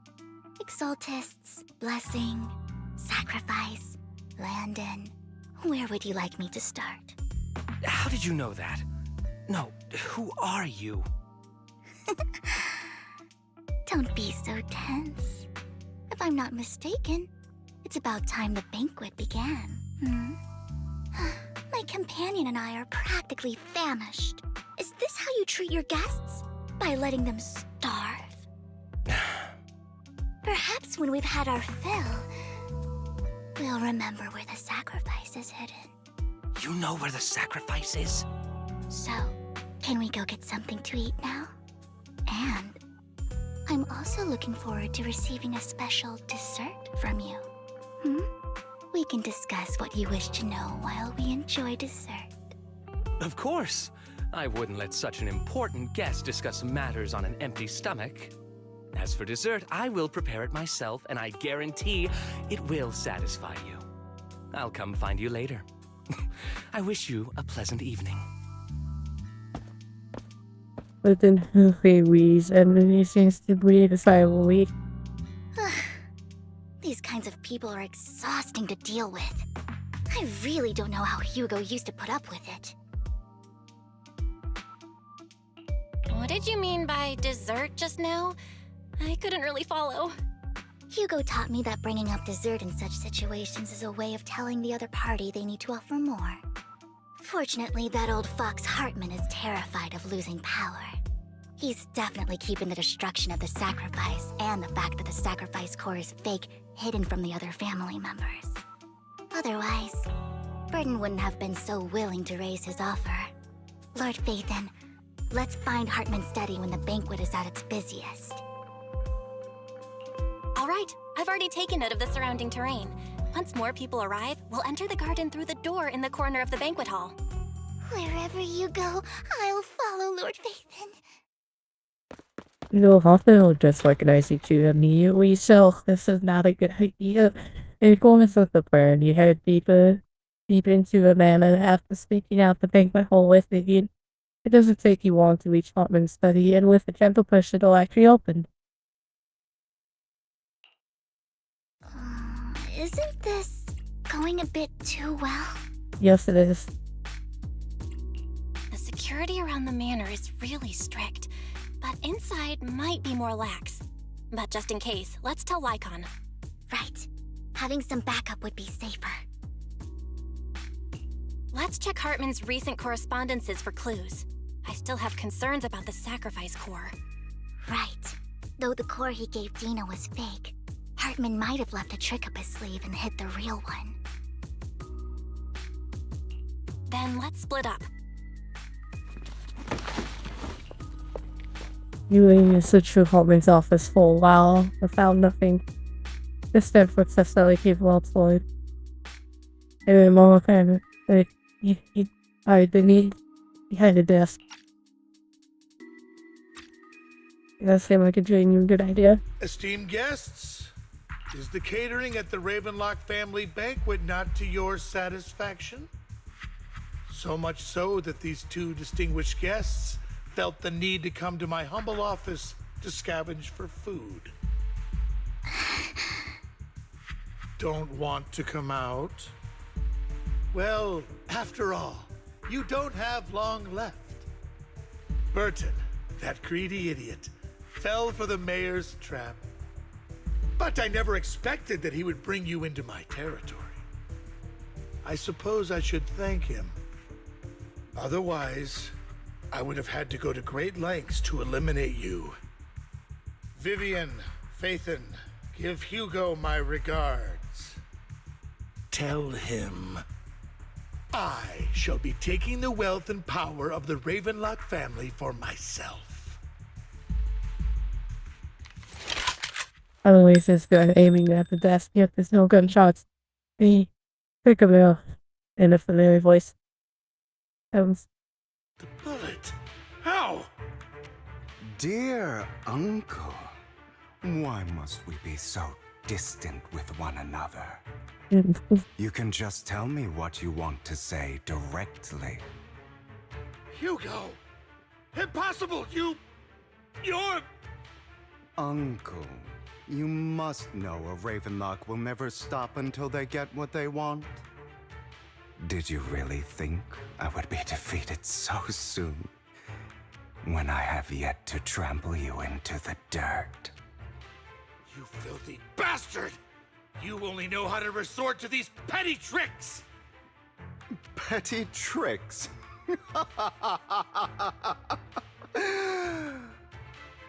Perhaps you'd like to know what I managed to accomplish using this faked death of mine. My dear uncle. Oh,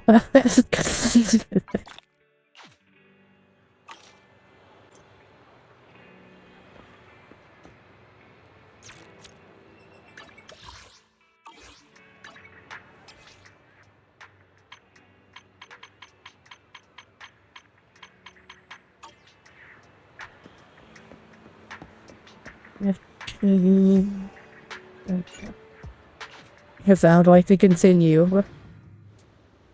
The way before. Fake faking my own death. Hope it's all worth the theatrics in the end. It was just to keep Hartman off my back, but maybe I went a little overboard. The manager must be pretty shaken up. I should apologize at some point. It's just probably. It's all very edgy. She was probably the most shooken up, even though he probably already knew. Guess I'll also bring Lycon along. He's my partner in crime, after all. You're late. You're taking longer to rest than I expected. Lycon, you think too highly of my physical capabilities. Well, thank you for your cooperation. I must say, if nothing else, at least your acting skills have improved. Why do you look so angry? You should be happy. We pulled that off together with flawless teamwork and managed to fool everyone. Drop your foolish facade. I'm glad you still remember the code we set all those years ago. And thank you for ensuring your sleight of hand didn't deteriorate. Oh, right. I should also thank the blood bag hidden in my clothes and our other props. Do you remember when we last used this trick? It was probably ages ago. Sometimes I really don't understand you. Have you never thought about what the consequences would be if I didn't understand your code? If I decided against helping you? Or if I just couldn't control my strength properly? You'd understand it. Of course, if things really did go awry, I had alternative plans. You wouldn't be so arrogant as to think I'd bet everything on you, would you? You're insane. Aw, I'm flattered. So what exactly is the purpose behind all this? Surely after going to such great lengths to erase your own existence, you don't just plan to hide here and reminisce about the past with me. Don't try to brush this off. I've already helped you enact your plan. Tell me the truth.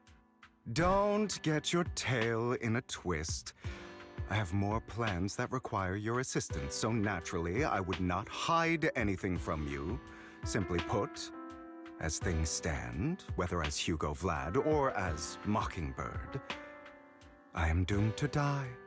Seems you've made quite a few enemies. As a member of the Ravenlock family, I negotiated with Edmund and managed to obtain resources from Tops for my future plans. I also confirmed what attitude they held toward your master, the Mayflower family. Meanwhile, I used my identity in Mockingbird to strike a deal with Hartman and gather information on their collaboration with the remnants of the Exaltists. That's where I got my intel on what Bringer left. Oh, by the way, the crime declaration letter that your dear mayor received, that was also sent by yours truly. He's probably figured that out by now, right? Though I'm not sure if he told you. The mayor learned about the sacrifice attacks through his own means, but lacked an opportunity to take action. That warning letter was precisely what he needed. You aren't hopeless yet. How delightful. In short, I'm more well-informed than your lot because I get around, dealing with all these different important figures. But of course, it comes at a cost, it's only fair. After all, you can't hide the smoke from a wildfire. Rather than trying to carefully tame it and risk setting yourself alight, it's better to let it burn free. When I helped you put on your little act, killing you in front of everyone, you left the sacrifice core to Hartman. That was intentional too, then? Oh, yes. And it worked like a charm, didn't it? Now no one cares for me anymore, and all eyes are on Hartman. A perfect situation for keeping the Ravenlock family in check while dealing a cutting blow to the Exaltists behind them. Another crucial point is Vivian and Phaethon. I must sever any ties they have with me or Mockingbird. Although I feel bad for Phaethon about what happened, but it had to be done. That's the only way they would be safe, allowing the plan to continue. I noticed that you never turned your blade toward Master Proxy. So, those words you said back then were also... I will bloody my hands. I will carry the weight of my sins. I will become the Abyss. Obviously, it was all an act. My acting has always been impeccable, as you know. Hugo, you're taking such a tremendous risk. Why? Would you believe me if I said it's for justice? But unfortunately, it's not. I want revenge on the Ravenlock family. And I will make sure that despicable excuse for a human being, Hartman, suffers a slow, torturous end. Of course, I also promised Vivian that I would help her investigate the whole thing with the Exaltists. That's all. You don't look too good. Is it your wounds? No. This is the first problem I plan to resolve. Lycon, do you have a place that is sufficiently discreet, quiet, and can take a lot of damage?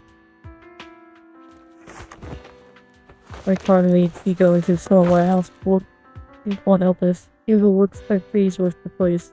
At the spinning area for Molly, sits down on the chair, pulls out some open, adds himself up. So that's why he was in Port Office in the background. Tiffany. What exactly are you doing?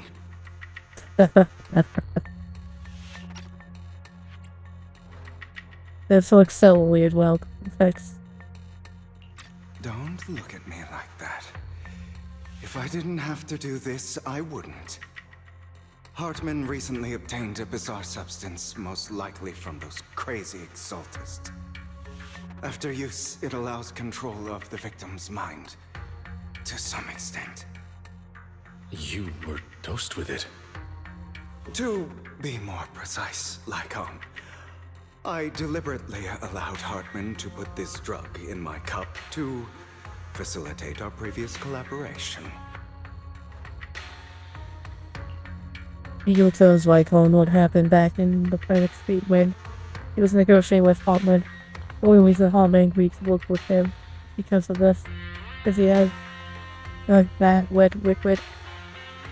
Okay. After that, every time Hugo and Hartman met up, Rada would always add a small dose of that drug into Hugo's cup and then ask questions attempting to gain information. After finding out about it, the good news is he gave me a very low dosage. Perhaps because he was afraid I might notice. After finding out about it, I quickly found someone to help analyze its composition. The good news is he gave me a very low dosage. Perhaps because he was afraid I might notice.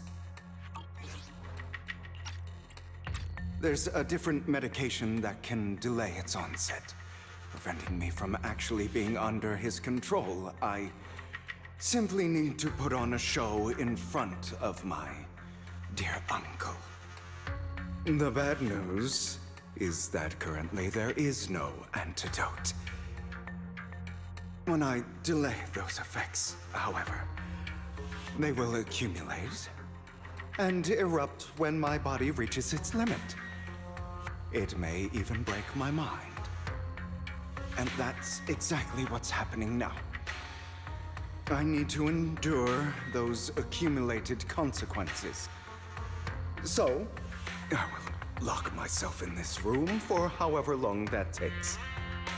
I've tied my limbs to prevent me from smashing this place or accidentally hurting myself. Anyway, after you leave, do not open this door, no matter what you hear. I recommend seeking professional medical assistance. This is advice I received from a doctor. Or are you saying you don't believe I can make it?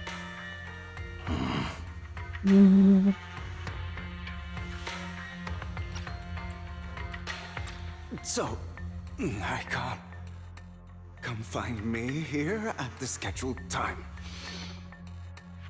All you need to do is smile and await my victory. What if I want to stop you? You know you won't succeed. You never have. And you never will. Well, time is short. Let's begin. I understand. Don't die, you stupid bastard.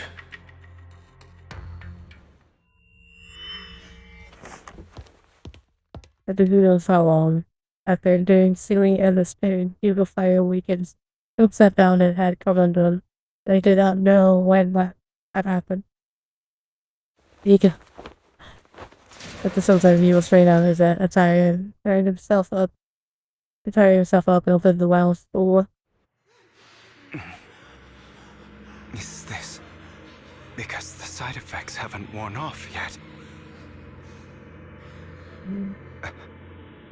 Lycon's late. I'm surprised. Or is something wrong with time itself?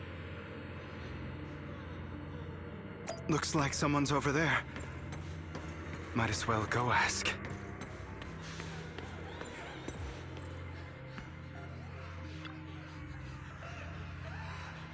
It's all your fault. Were you born with those eyes? If it were for you, I would be in this mess. If I had made it, I did it for so long.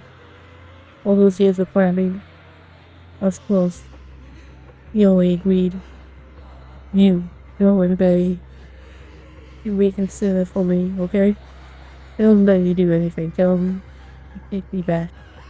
Tell him he won't want to see you now. You can't go and see him, Mother. It's all your fault. I wish I had never given birth to you. The woman's face is distorted with hatred, as if the person before her is not her child. Then immediately destroyed her future. He blames all her misfortunes on the innocent child.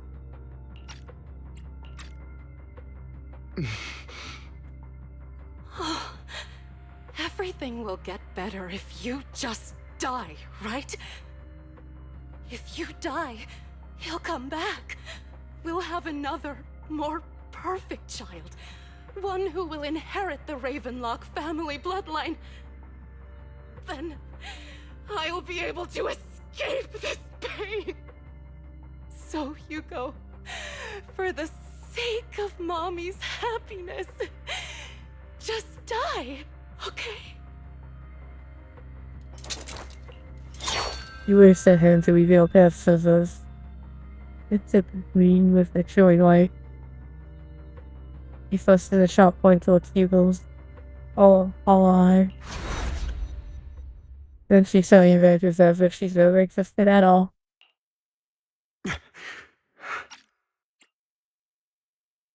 So, I wasn't awake yet after all. That's because you don't want to wake up again. Who are you? I am you. Hidden deep within your heart.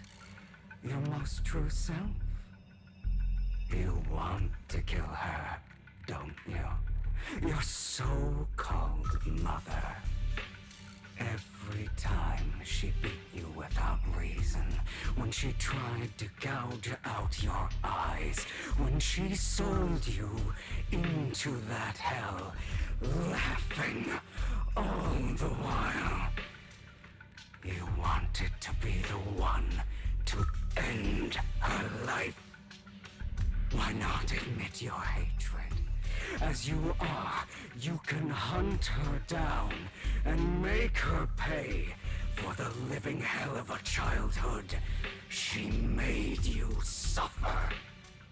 Yes, I hate her. I hate her because she was foolish and shallow greedy, and stupid. I hate her because she doesn't deserve to be a mother. She did everything she could to try and get into the Ravenlock family, believing she could live a life of luxury without having to do anything and never realizing she was a pawn, discarded from the very beginning. So she chose to blame me. Blame me for my heterochromia. Blame me for my very existence. But I won't kill her, because I know it won't change anything. She was incapable of loving me, just as she is incapable of loving herself. Have you been brainwashed by that dog? Keeping up the act of being some magnanimous and forgiving fool? Don't compare us. I've simply come to understand love or hate. I make my own choices, and they have nothing to do with anyone else. She sold you to the Ravenlock family for a huge sum of money. She used that money to start a new life without you. While she was indulging herself, you were going through hell in the Ravenlock Manor. Does it not torment you? Do you not feel the hatred? Do you not want to demand answers? Kill her.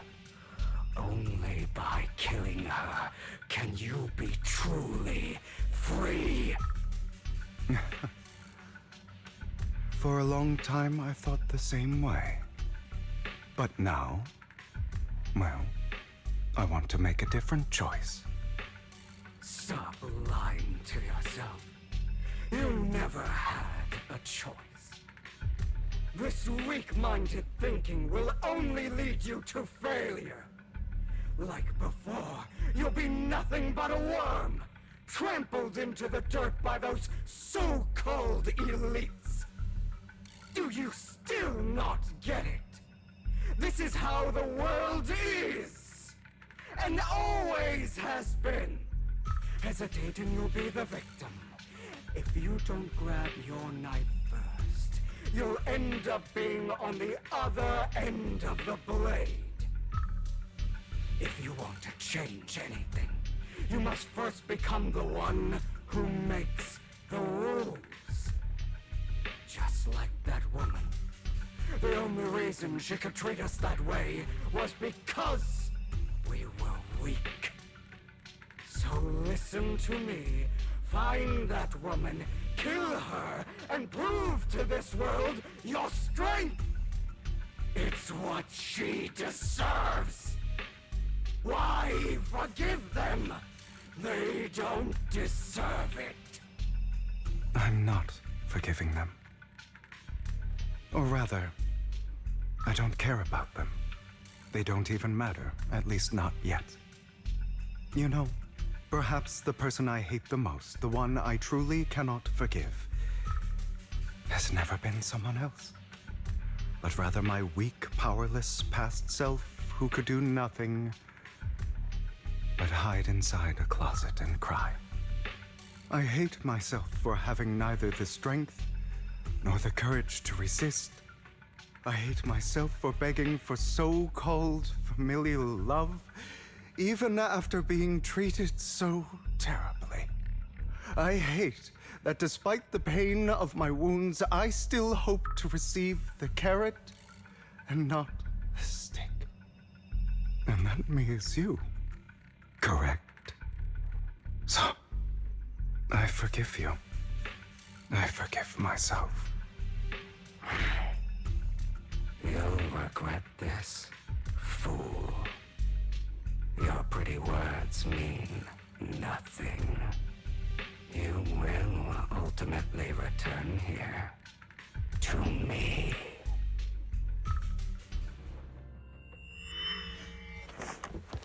After the outer business, Hugo awakens to the dark warehouse door, found in our car done at some point.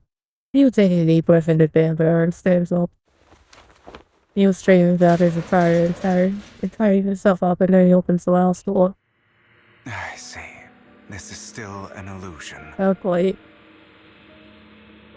I wonder who's going to show up this time.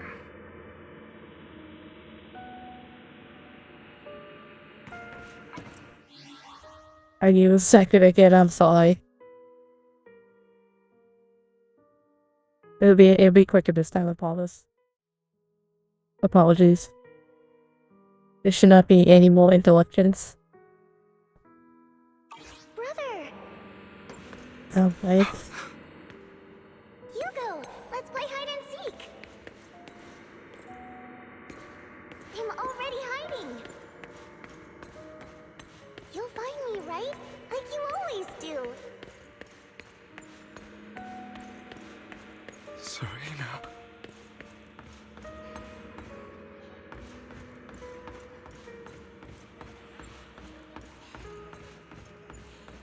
You're looking in the wrong place.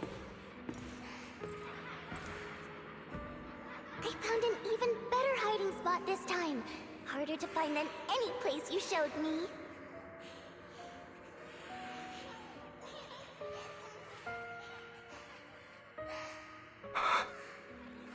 Hey, Hugo. Do you ever wonder why I had to die? Oh. It was because of me. That's right. It was because of you. It's all your fault. If only you didn't exist, I wouldn't have had to suffer.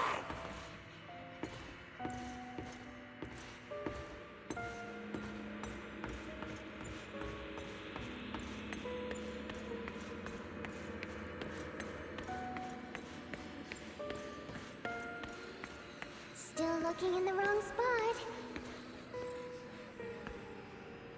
I can't believe you still haven't found me after all this time.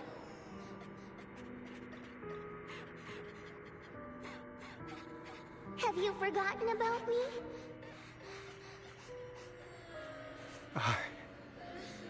I haven't forgotten. It's okay. I'll forgive you. I'll still be nice to you, just like before.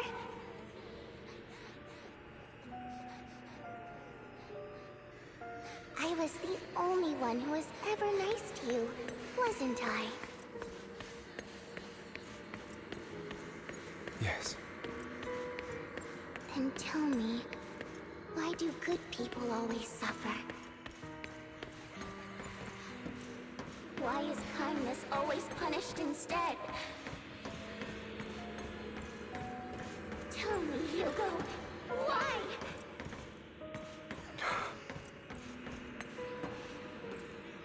Hugo, are you lost? Go back the way you came. I left you a surprise there. Yep.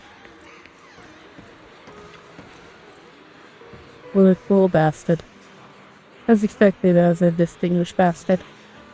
They still have so nice there, yet how does he still have the nerve to stay in this house? They should have let him in from the start.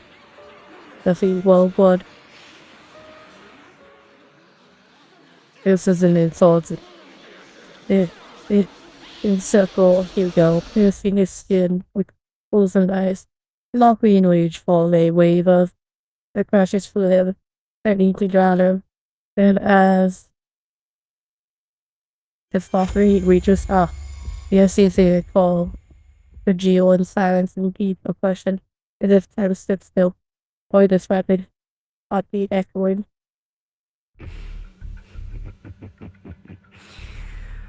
I told you that you would eventually return. We meet again, my friend. I told you, I am you. The side of you that you've always tried to deny existed. Of course. I know. This time it's about Serena. Right? Yes. Your half-sister. And the only child in the Ravenlock family who was kind to you. Unfortunately, it was her kindness that led to her untimely death. It was my fault. I don't like the way you blame yourself.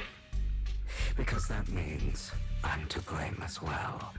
And I don't think I did anything wrong. Your mother sold you to the Ravenlocks. And your father, he saw your talent and wanted to use you to push the other children into competing with each other. My brothers and sisters wanted to get rid of me from the moment they first saw me. In their eyes, you were no more than a slave. But Serena dared to treat you, a slave, as if you were human. And so, she was fated to die. They tried to kill me. Many times. But I was careful. And they did not succeed. So they killed Serena, who was weaker, an easier target, and pinned everything on you. Serena died in your place. Those cruel brats thought that by reporting this to Father, they could use it to get rid of you, a rival who threatened their positions. Yet, not only did Father not blame you for the incident, he praised you for it. In this world, only the ruthless, cruel, and merciless can stand at the top. And that's exactly what you managed to live up to, no? You found a perfect opportunity thereafter to catch the ringleader of the group who framed you and almost beat him to death.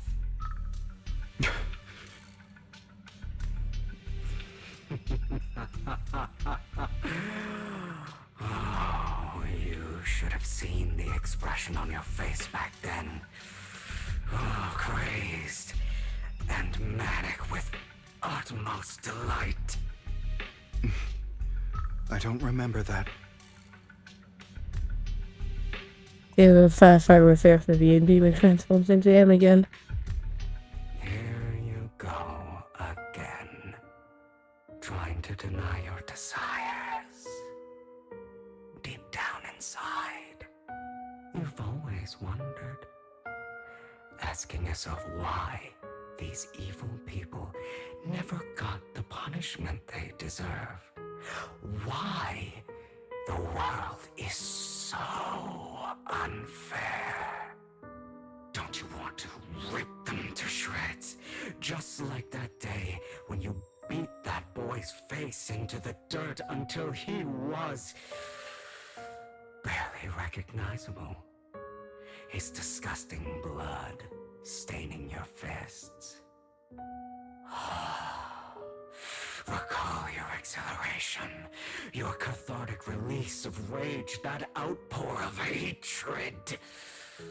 That victory belongs to you. You deserve it. Those brothers and sisters of mine are all dead. I cannot take revenge against the long deceased. They died by Hartman's hand. Dying in the power struggle to become the Ravenlock family's heir, rather than by our scythe. Boring. Boring. I find it hilariously ironic. Children who would murder their own kin for scraps of power dead at the hand of their uncle who followed their example. Is that not karma? Power struggles pitting kin against each other, betrayal, suspicion, and hatred. between people of the same blood. It's like a curse written into the Ravenlock family's genes. Laughably stupid. Don't forget, my dear, that the same blood flows through your veins.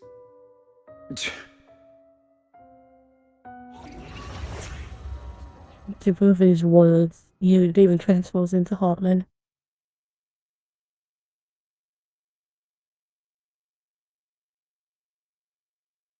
That's right, my dear nephew. No matter how much you deny it, the blood of the Ravenlock family flows through your veins. Survival of the fittest. Only the strongest deserve to live. Only the strongest deserve to rule. This is the path of success that has led the Ravenlock family to victory countless times. A blessing and a curse etched into your flesh and blood. As long as you live, you'll never escape the mark of family. You are destined to one day become someone like me, like your father.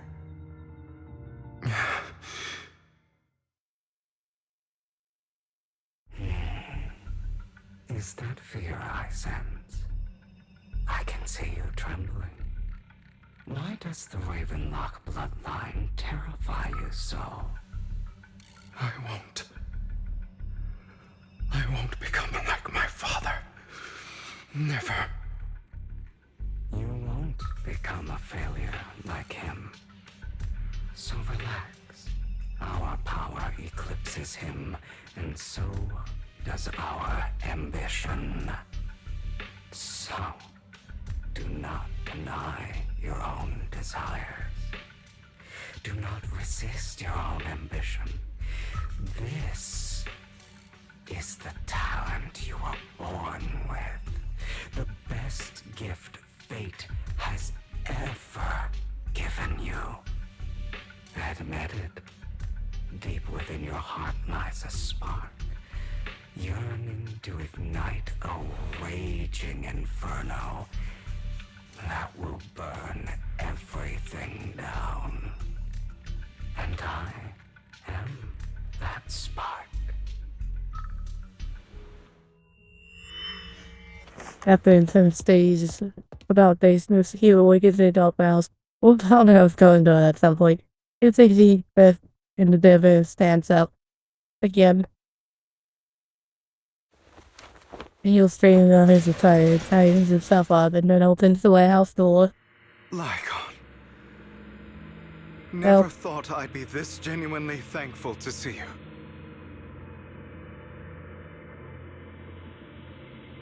Seeing you means this never-ending nightmare is finally over, right? Oh.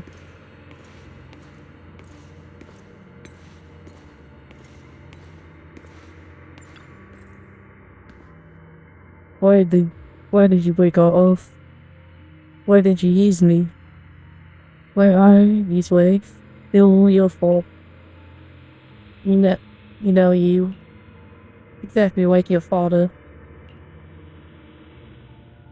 I don't want to hear something like that from you. You have no idea what that man, my father, is really like. A person who stops at nothing for their own interests and ambitions.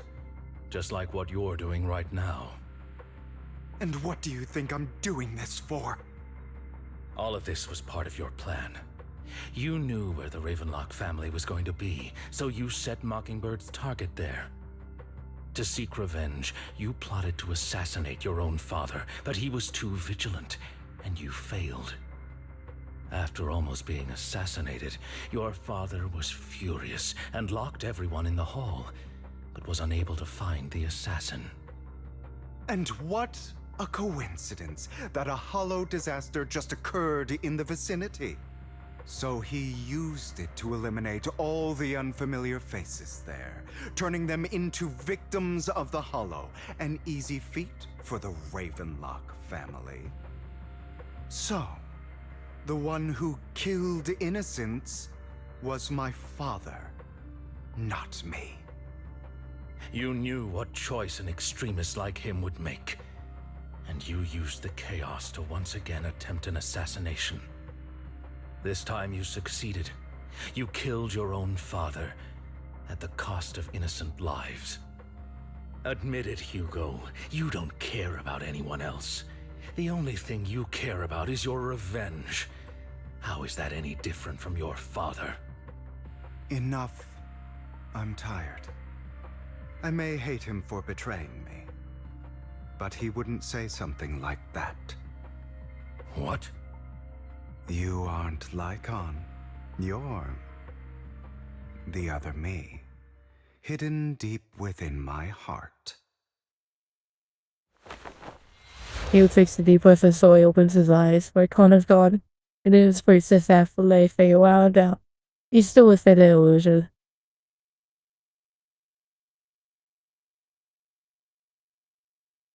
I've been waiting for you, my dear. It seems you've already grown accustomed to this place, even turning the tables on me. Just as you said, you are me, and I am you. There's no such thing as having an advantage over oneself. We are ultimately one and the same, forever inseparable. Then you should know what I want to say. When you and Lycon split, you didn't even try to clear up the misunderstanding, didn't deny or argue against what he said. Because you realized that deep down, he was right about you. You just hadn't acted on it yet. Some people live only to bring more suffering into this world. Sometimes, murder is what brings justice back into this world. For that, I must stain these hands in blood. That's right. Just like what you said before you faked your death. Were those words really just an act? To slay the dragon, you must first become one with sharp claws, wending fangs, and strength enough to destroy anything. You know the truth better than anyone. If you hadn't hesitated, and instead seized the first opportunity to kill your father, none of what followed would have happened. Innocent civilians wouldn't have died. Your partner wouldn't have lost an eye and both legs trying to save people. And Mockingbird would have never gotten to that point. You can save more people. Save good people. Save more lives than the evil ones you take. I've spent countless hours in regret over that incident. So why not submit to your true nature? You want to be the judge, jury, and executioner of this world. And you can. I wasn't responsible for Father's death. The true mastermind is my uncle, Hartman. His schemes to kill the head of the family were all so he could take control. Mockingbird was simply unlucky enough to get caught up in it. So, for a behemoth like the Ravenlock family, with its roots so deep, a single person's death, regardless of who that person is, wouldn't change anything. Of course, whether it's Tops, the Mayflower family, or even the entire world, it's actually all the same. I refuse to be dragged down by pointless hatred any longer. You foolish, stubborn idiot. Do you understand the power of hatred? Have we not come this far precisely because of it? Or are you going to follow Lycon and Jack's twisted logic? come on. You don't actually trust anyone? Otherwise, why would you hide this whole scheme of faking your death from them?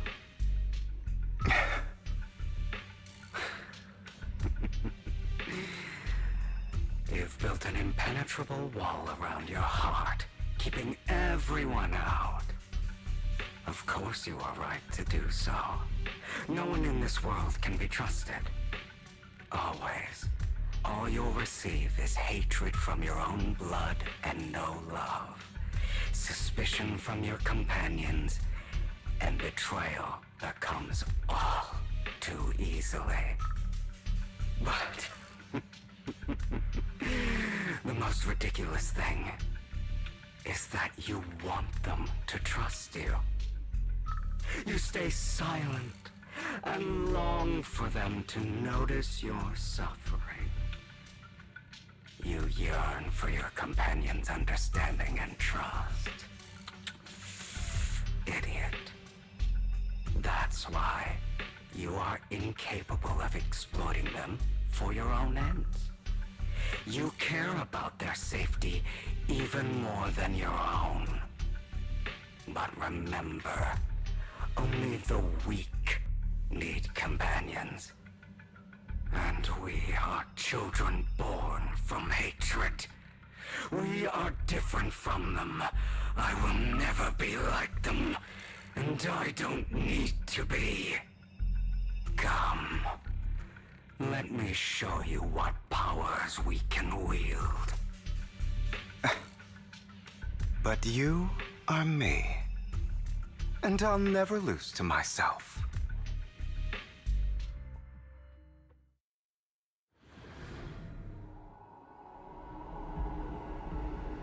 Whoa, am I actually fighting?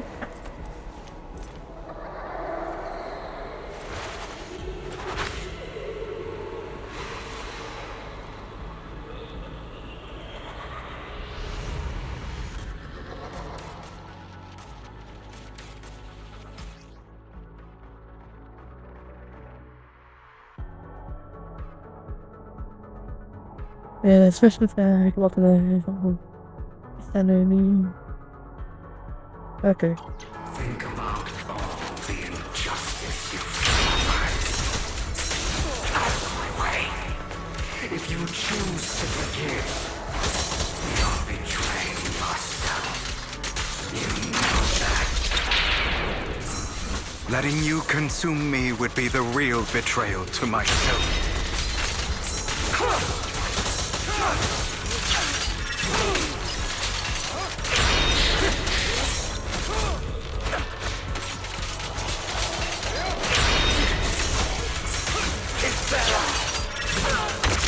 Just afraid trying to run, are we?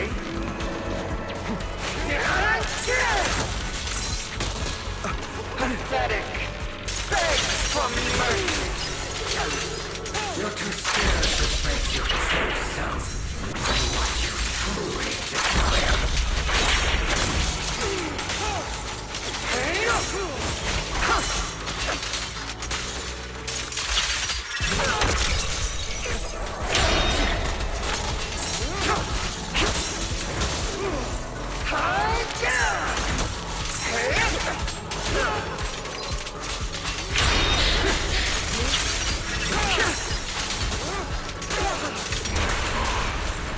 Are you trying to kill me?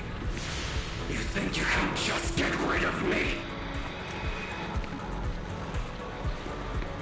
Without me, you are nothing.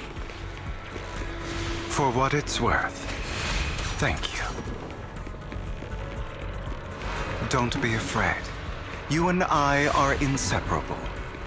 You're part of me, just as I am part of you. Fancy words won't change anything. No. It's not just platitudes. I finally understand now. Some pain only fades when it's seen. when it's accepted. So I won't fight you anymore. I won't hate myself anymore. Weakness, hatred, malice, strength, forgiveness, justice.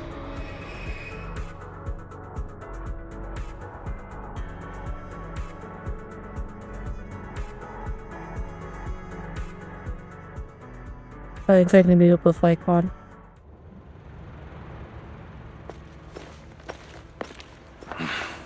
Hugo, it's time.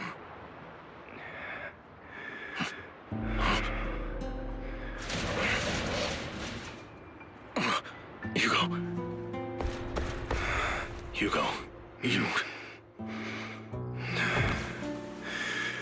Did I scare you? I made it through. I won. No praise for me, my dearest partner.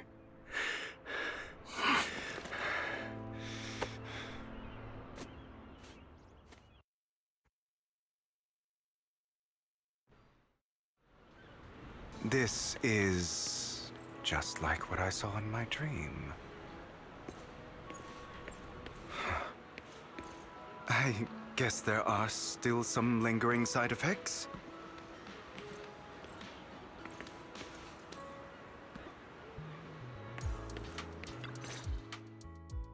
Ah, my former partner. You're still as punctual as ever. Are you sure you're fully recovered? How about we fight? And I'll show you how recovered I am. I refuse to fight someone who is in need of medical attention.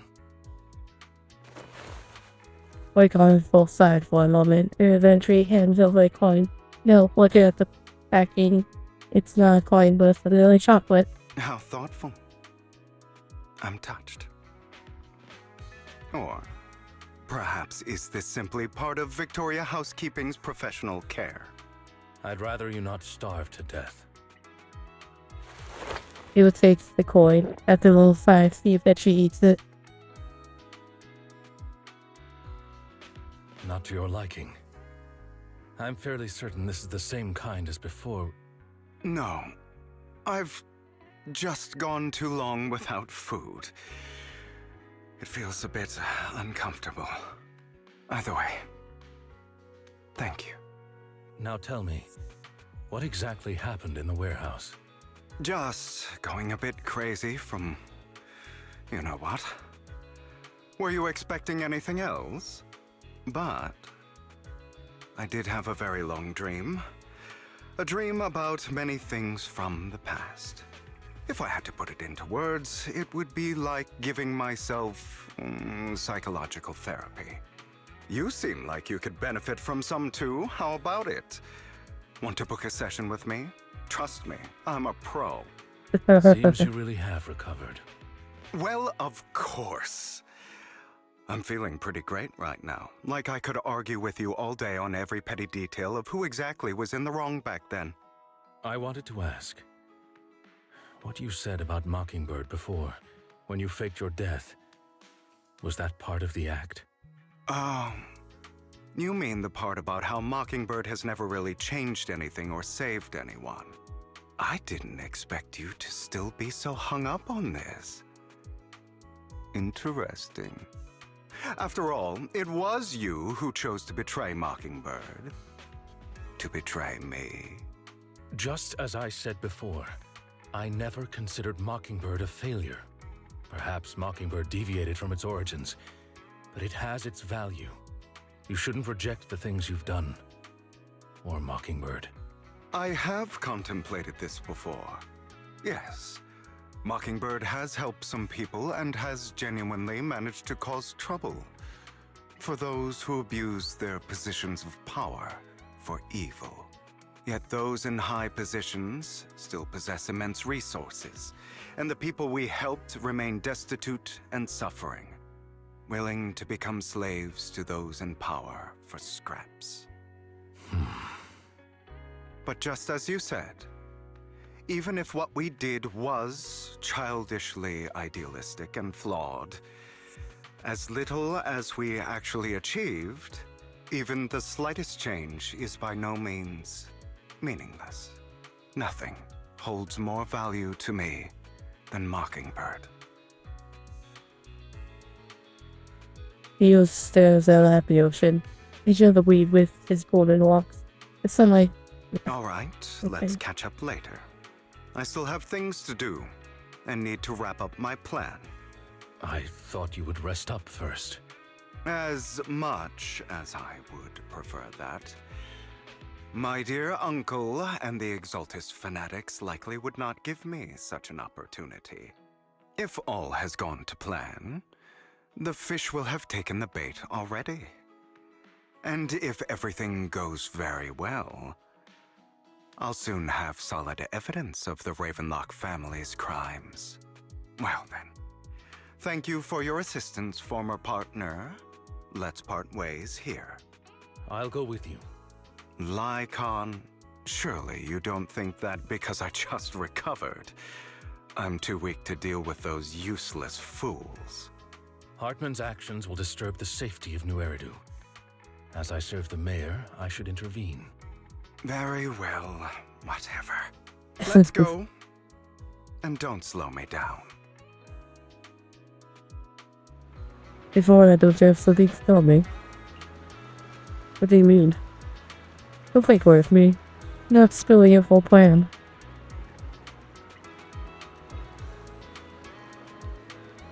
They kick things off by approaching a mod from the tops. Big shots. How did you manage to street talk him? I'm barely a legitimate child. I still have that Ravenlock blood running through my veins.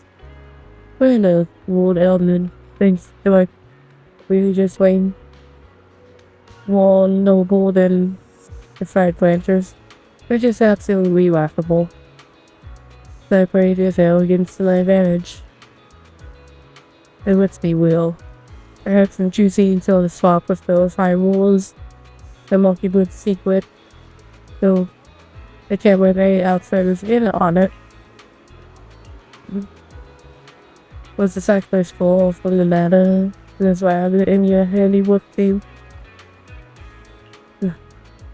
You can say that. The security there was no joke. I had to wear top for some of the extra intel after all. As you know, I got plenty of moles pranking next year later. It was you from the sacrifice goal for auction. You will be exalted. You will be exalted. You knew there'd be all over it. Yep. I was able to sacrifice forward into the world of heroes. Avoided. Yeah. They actually matched up pretty nicely, don't you think? As a game, I have after the auction we found a stash of counterfeit pennies. The thing to tell you, well, I guess, but I was gonna think those pennies would have rather be out in the wind than stay in some hokey-cokey accounts. Then you found out that it talked them into a partnership getting your hands on more intel and sacrifice on the factors in these outfits. The ability shot the crime warning letter to the layer. You need to say what your reason to spring into action. Yep, that was spot on. We'll get you, a real genius over here. In the end, you thank you for endeavor to pull yourself out of the mess and use the whole show to redirect everyone's attention to Hartman and the locks. Maybe he's also found the toes. Yeah. Hold on a second. If that's all there is, why did you let Hartman to be the drug? I mean, you have a way to dodge that kind of thing. My god. I guess I have been keeping under wraps. Actually, I've teamed up with you more than me. What? I can't stop in the Exaltus. The mayor and I are on the same wavelength. We can totally lively. What you should be wondering is why did he include you in on this? And they must have his own reasons. if you can convince yourself that, more power to you. Just so that if you ever want to swing back to Mockingbird, you can come beg me. I'll make sure to turn you down gracefully. Alright, enough of that. We got bigger things to deal with. And now back to the present.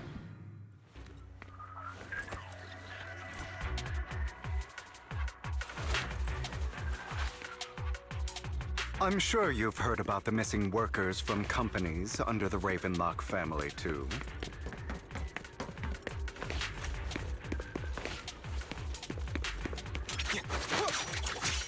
I know where they are.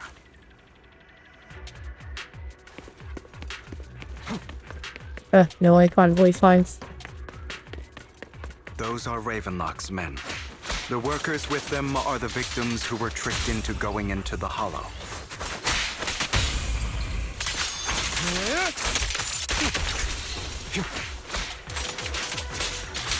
Come on, let's get them out of here.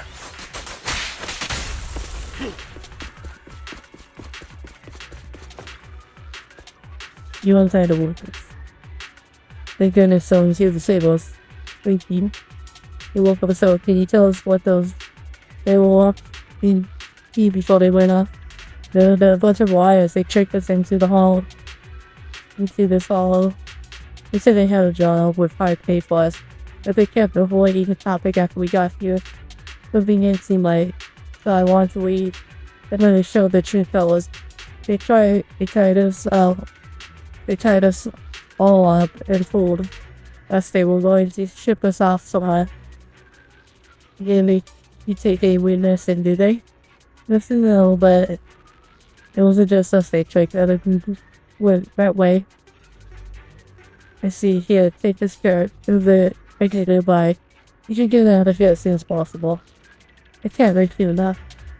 But your ego. Let's save the rest of them. Wash your ego.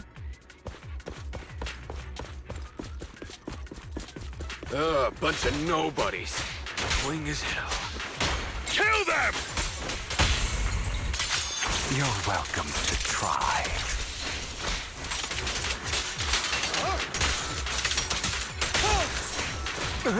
Ego's kind of fun. Maybe I'll go for it.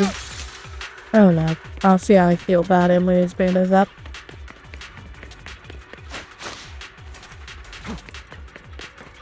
More workers here. And quite a lot of them.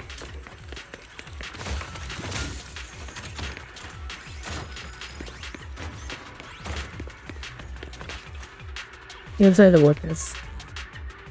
Who are you? His saviors. Thank you. Sorry, I have a bad feeling about that group from the start. I should have ignored like that instinct. Does anyone mean anything to you? Anything? Well, we weren't doing as we were told, so they tied us up. Nothing else? Good. Boy, there's another batch of workers ahead of us. They should be by the roof. Don't worry, I'll handle it. You should get out of here as soon as you can. Let's continue. Is Hartman behind this, too? Of course. He threw them into the Hollow like offerings for the Exaltists. To him, those workers are just another resource, no different from the ether his company mines in the Hollow.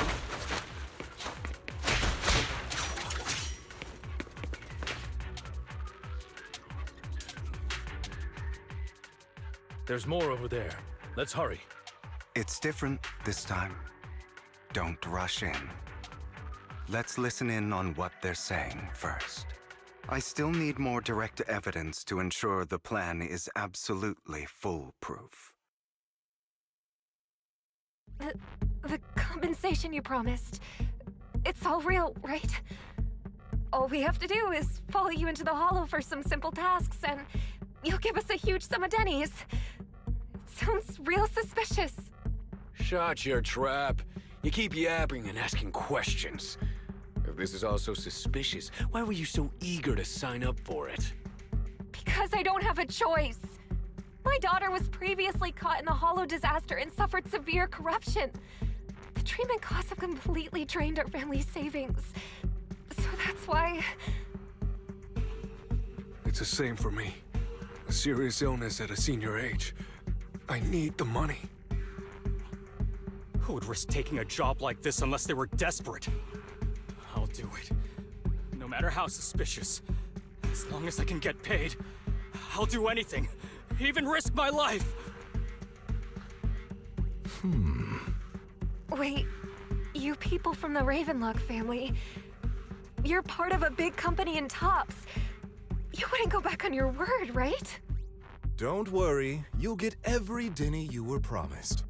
But before we start, you all need to take this medicine first. The first man pulls out a bunch of white pills and gives one to each worker. And the Ravenlock family members seems a bit doubtful and leans whispered. Bro, should we really be doing this already? These workers keep talking. We're wasting time like this. And the sooner they take it, the sooner it'll be over. Consider it an early release for them. What? You didn't say anything about having to take pills before. Look, this is good stuff, all right?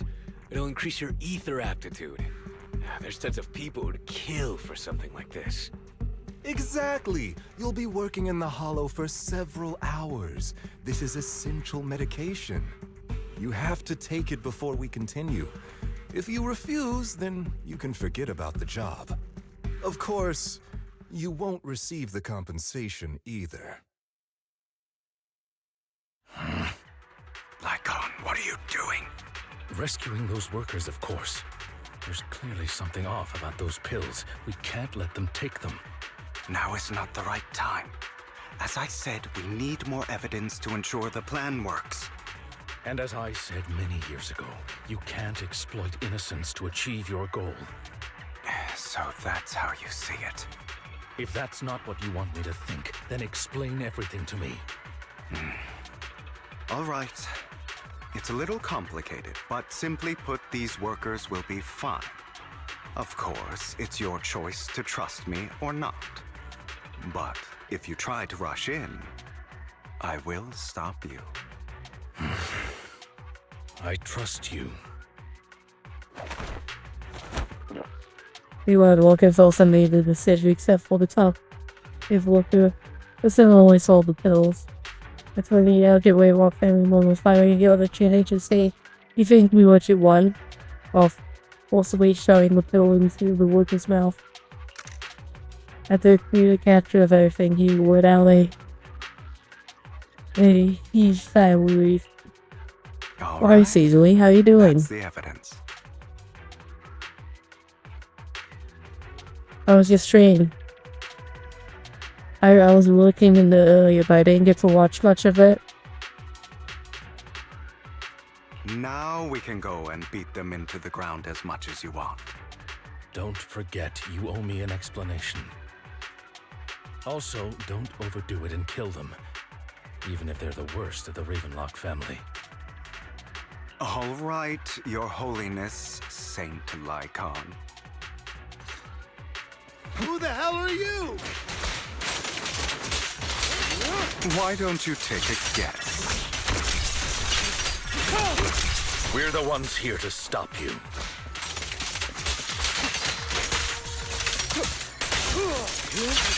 Can't remember. Your legs?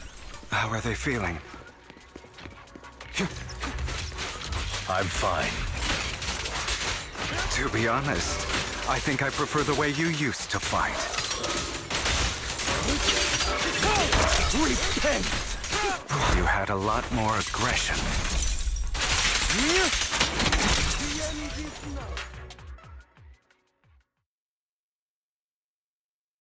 What they mean? It's good to hear you're doing good. It's you defeat the White Walk family members. God damn it!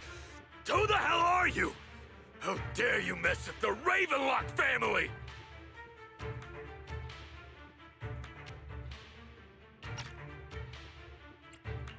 Ravenlock. Savor the name while you can. for it will soon cease to exist. What's that supposed to mean?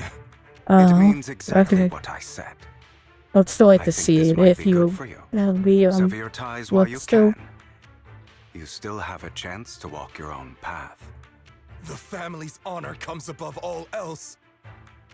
Is that really what you think? I saw the compassion on your face just now. You're not from the main family, right? That's why you were assigned to these trivial tasks. But in reality, there's no need for you to keep playing this boring game for them. I don't have a choice. From the moment I was born into the Ravenlock family, You always have a choice, if you're willing to act. All right, let's end the small talk here. Including moving Swift Talk to the background next to the Waywalk family members. Don't worry, Lycon. I didn't hit them too hard, just enough to keep them quiet. How's that? My acting's pretty good, right? As always, a certain someone should take some lessons from you. I'll leave the rest to you then. Okie dokie. The look is changed. Waywalk family members awake. Now only Lycon and he going names. Okay, now can you tell me exactly what's going on here?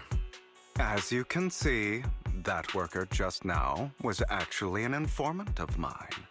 The pills were swapped out with vitamin tablets. Outside of this batch, some workers have already taken the actual substance Hartman has. But rest assured, the antidote for it is already in development. I found the best in the field to help, and with the data I collected before, we should have results soon. I wanted to ask. The reason you decided to lock yourself in a room and endure the effects of the drug, besides getting evidence, it was also to collect data on this drug in order to create an antidote, correct? It seems you're not completely beyond hope. I thought you were just being stubborn. Sometimes I wonder if you know me at all. Then, I have one last question. Why did you never tell me any of this back then? The truth is, I heard everything. That entire conversation between you and Jack. Before he passed away in that small attic. When Jack called you aside and gave you those warnings. When he told me you might go down the wrong path? That's right. You never said anything. What would I even do? Scream and rage over your suspicions, or get on my knees and beg for you to trust me? You know there's They're no disabled way I'd allow myself to temporarily. do such a thing. It'll be back soonish. Besides, back then, even I was confused about myself. Jack, he... It's all in the past. You don't need to explain anything to me. Enough. We should get going. If we're going to reminisce over the past, we should find a more suitable location. No, it's not because of you. After reading the Hollow, the two wife at a place with their sleep. Lycon. That incident back then. I didn't do it. It was a scheme Hartman devised to take over the family. It was Hartman who killed my father, too. I only discovered the truth long after the fact. I did indeed attack my father, and I thought he was dead. But he wasn't. I couldn't kill him. And even before that, if I hadn't hesitated, none of what followed would have happened. Even now, I still think they deserve death. But I no longer care to personally deliver that fate. They're beneath me. And I have more important things to do. You... I know we may never agree on that point, Lycon. I once wanted to fight against those ugly truths that defined me, but I discovered that the more I rejected them, the more painful it became. So, I could only accept that crazed, hateful, and malicious side of myself. As long as I know I will never become like my father, like Hartman, that is enough for me. You've changed, but I think that might be a good thing. Don't patronize me. You've changed a lot too, compared to before. I still disagree with Jack's words, and I won't forgive your betrayal. I will walk the path I believe is right, even if I must tread over thorns and through the mud. But I will also allow you to walk your own path, Lycon. Should I say thank you? You're welcome. Come to think of it, we haven't talked about your legs and eye. It was just an accident, not your fault. I'm doing well now. I hope you are too. On the contrary, perhaps I should be the one apologizing. I misjudged you. I used to think you wanted power, that everything you did was for your own ambitions. I thought you wanted the power to pass judgment on all in this world like a god. I am a god. I am my own god. Or you could say that in this world, everyone is their own god. There are many things that we are powerless to change. But there are also many choices we can make. Just as I said before, I am the only one who can kill me or save me. I'm glad you think that way. Let's go. I still have one last thing to do. To witness the end of Ravenlock.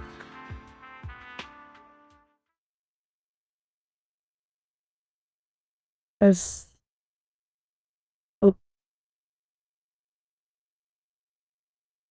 Hugo recounts the process of gathering evidence, Hartman, unable to listen to anyone, left first the table in anger.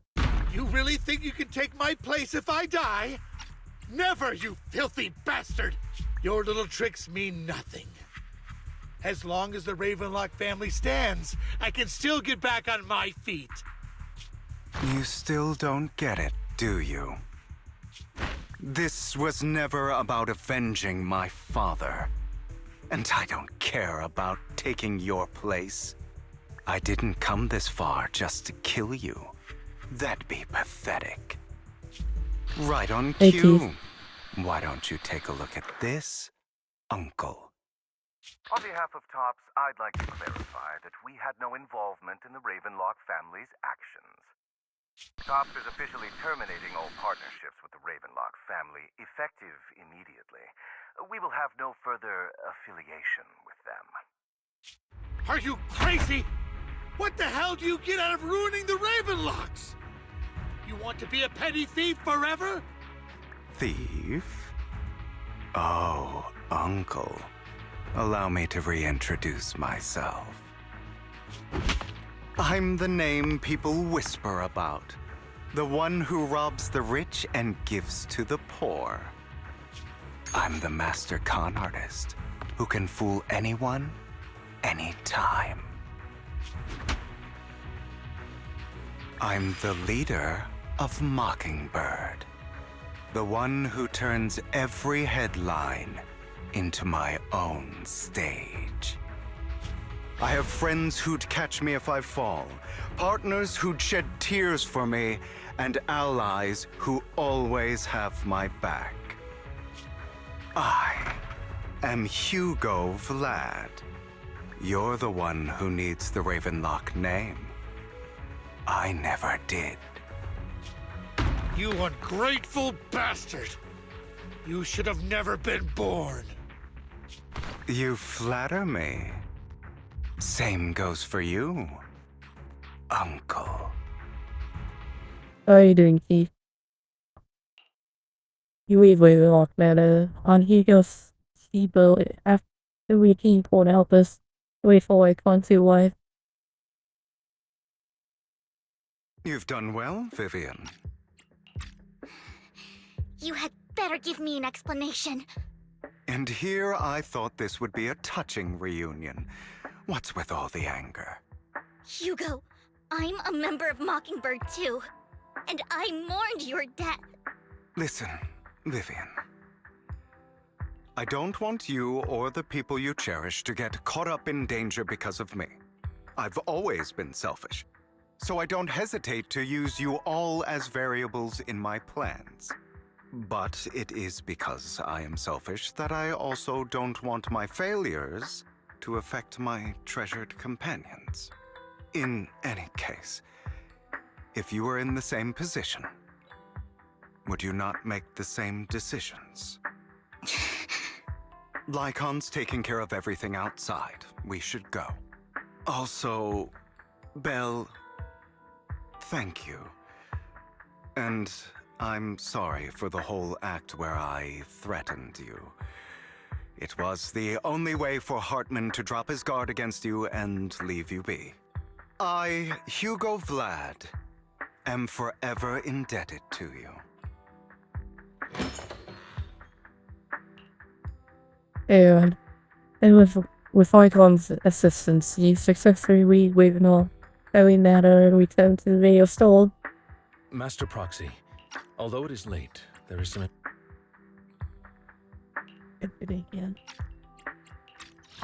Master Proxy, although it is late, there is some important intel that I must give you now.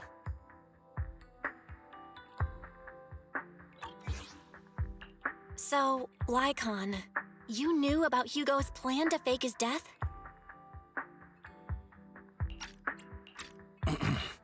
I was simply playing along.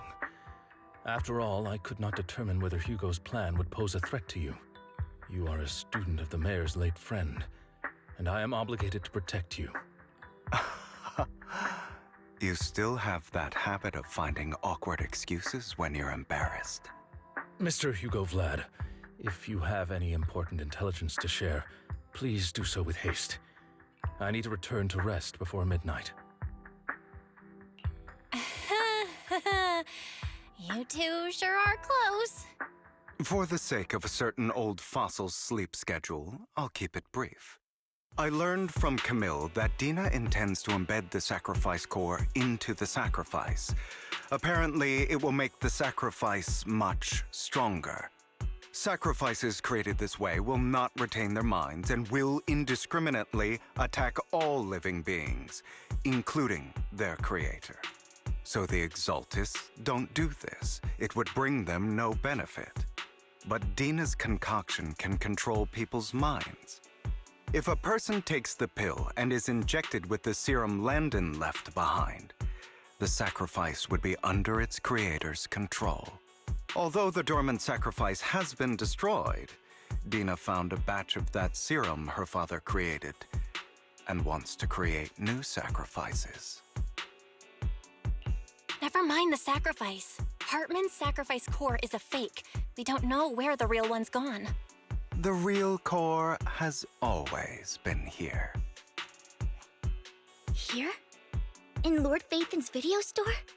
Vivian, do you remember when I suggested you give that collectible to our dear Proxy? I remember. But that was just an ordinary pendant. And I've met the person who submitted it. She has absolutely no connection to the Exaltists. How about our dear Proxy take out that pendant so we can take a look? I've been finding it.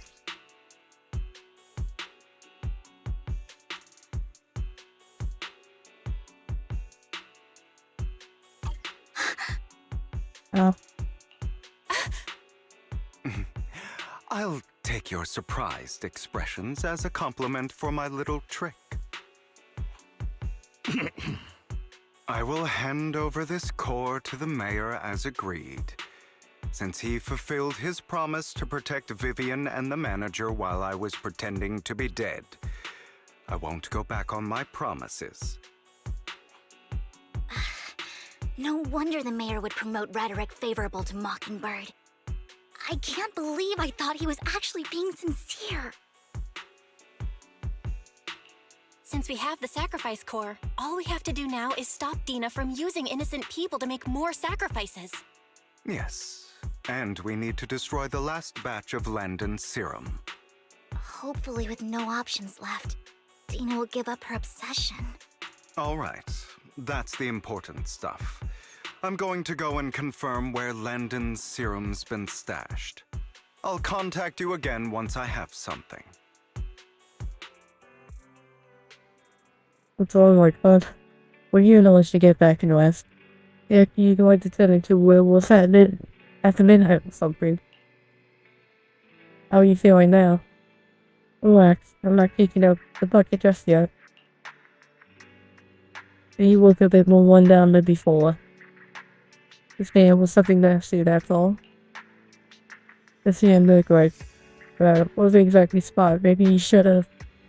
Like, we don't know why I said back would affect my death. Will put an absolute victory, we must endure pain of paying away, walking first. It was through the darkest hour before dawn.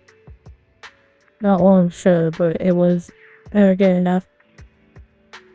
Instead of playing God and taking who was in holding diaries, I want to do something what I can do. Just see what I can do. Because at the end of the day, the person who can always shape their own destiny. Or any person can always shape their own destiny. Nothing more. You really come a long way. Oh, I appreciate the compliment. Here you go. You got a lot of explaining to do. No more secrets. I will. I'll lay it all out. Promise. After the little check, you go. Why can't you go there? You say their goodbyes and take off. Back in your room, you drift off in deep, nice sleep. Bill, you understand that situation. There's a new progress on the sacrifice situation. We found a large batch of unused sacrifice serum. Okay. You want to see the guard. Immediately, Icon will be aided to the hall with us. Destroy the serum. Then I'll use the HED system. This time to head into the hall with you. He'll be way away and we're going to bring you with you. Oh, I'm supposed to be doing this now, okay. I thought they would say something like this for like, we'd have been out where this going.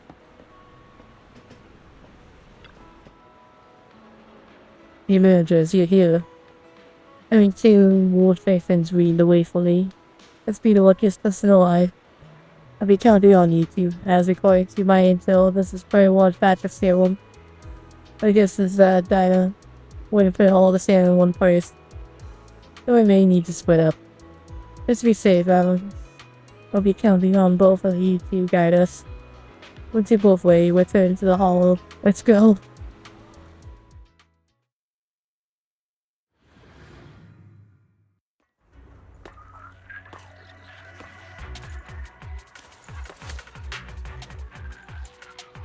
Landon's stash should be somewhere nearby. I did some digging. Some of the missing workers were brought here too.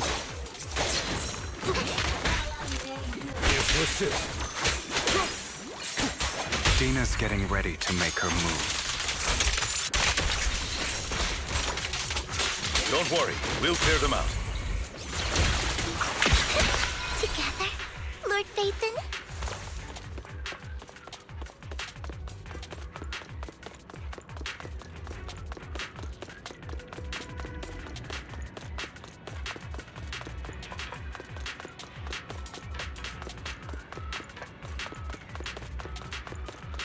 They're trying to destroy the goods! Stop them!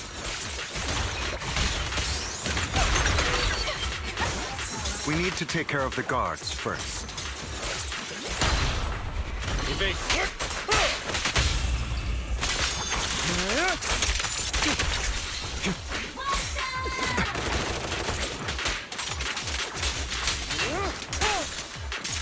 Before I get some of the serum is stored in this warehouse.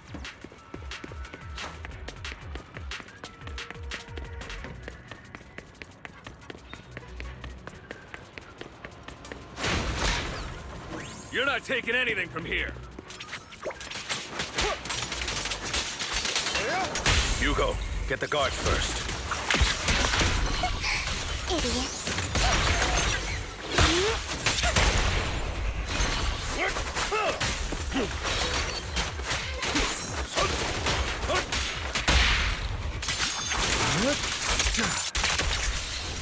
You just stepped into your own grave.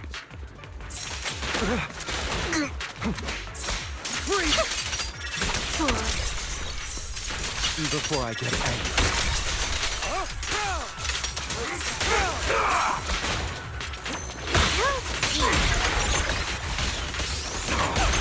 Say no more.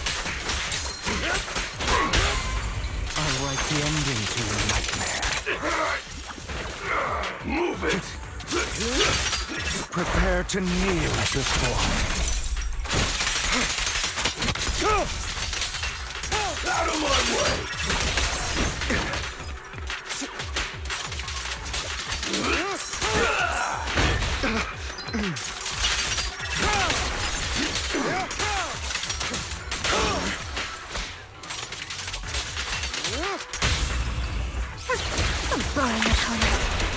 A deep clean.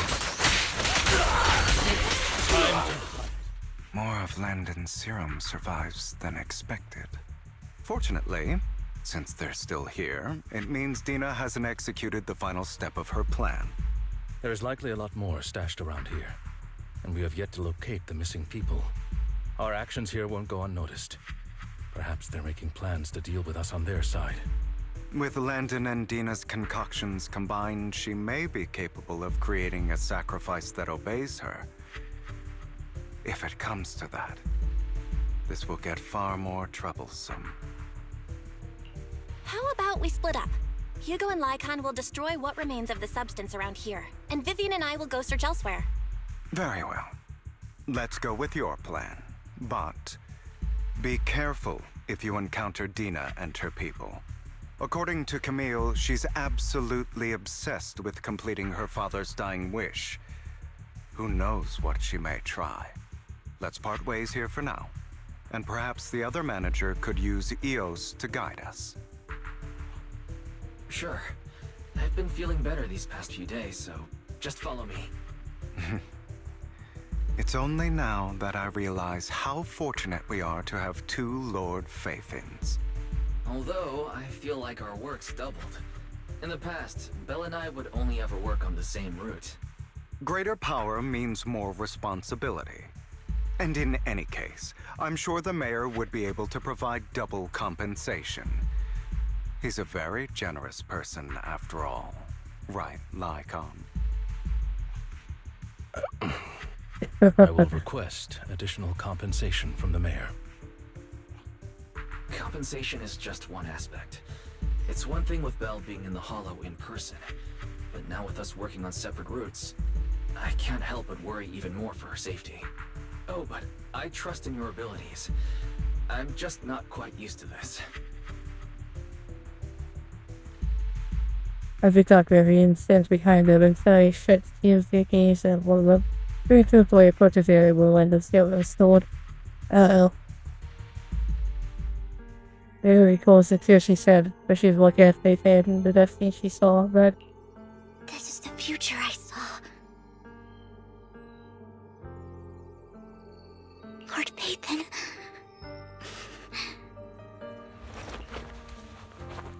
yeah, closes his eyes, making a decision, and there's a violent random serum.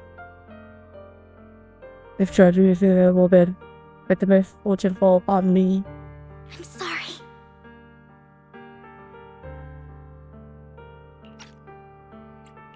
This time, I will make sure the future I saw does not come to pass. I don't want to bring you misfortune. That's all I wish for.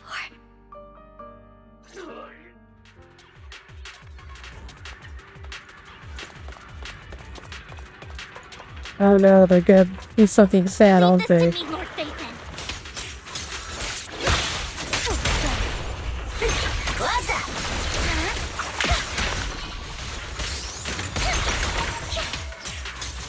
I guess we'll see if they try to hit us in the heels or something. One miracle happens, we'll see.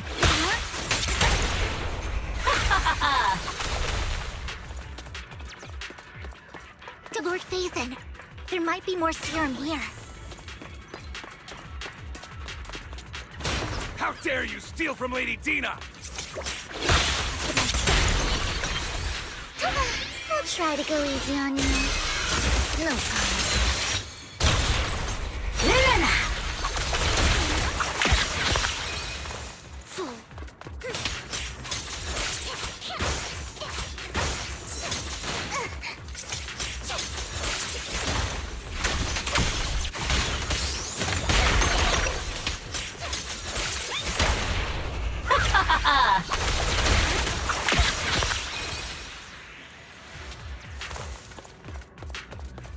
There are containers by the fissure. There's got to be something inside. Let's try opening them.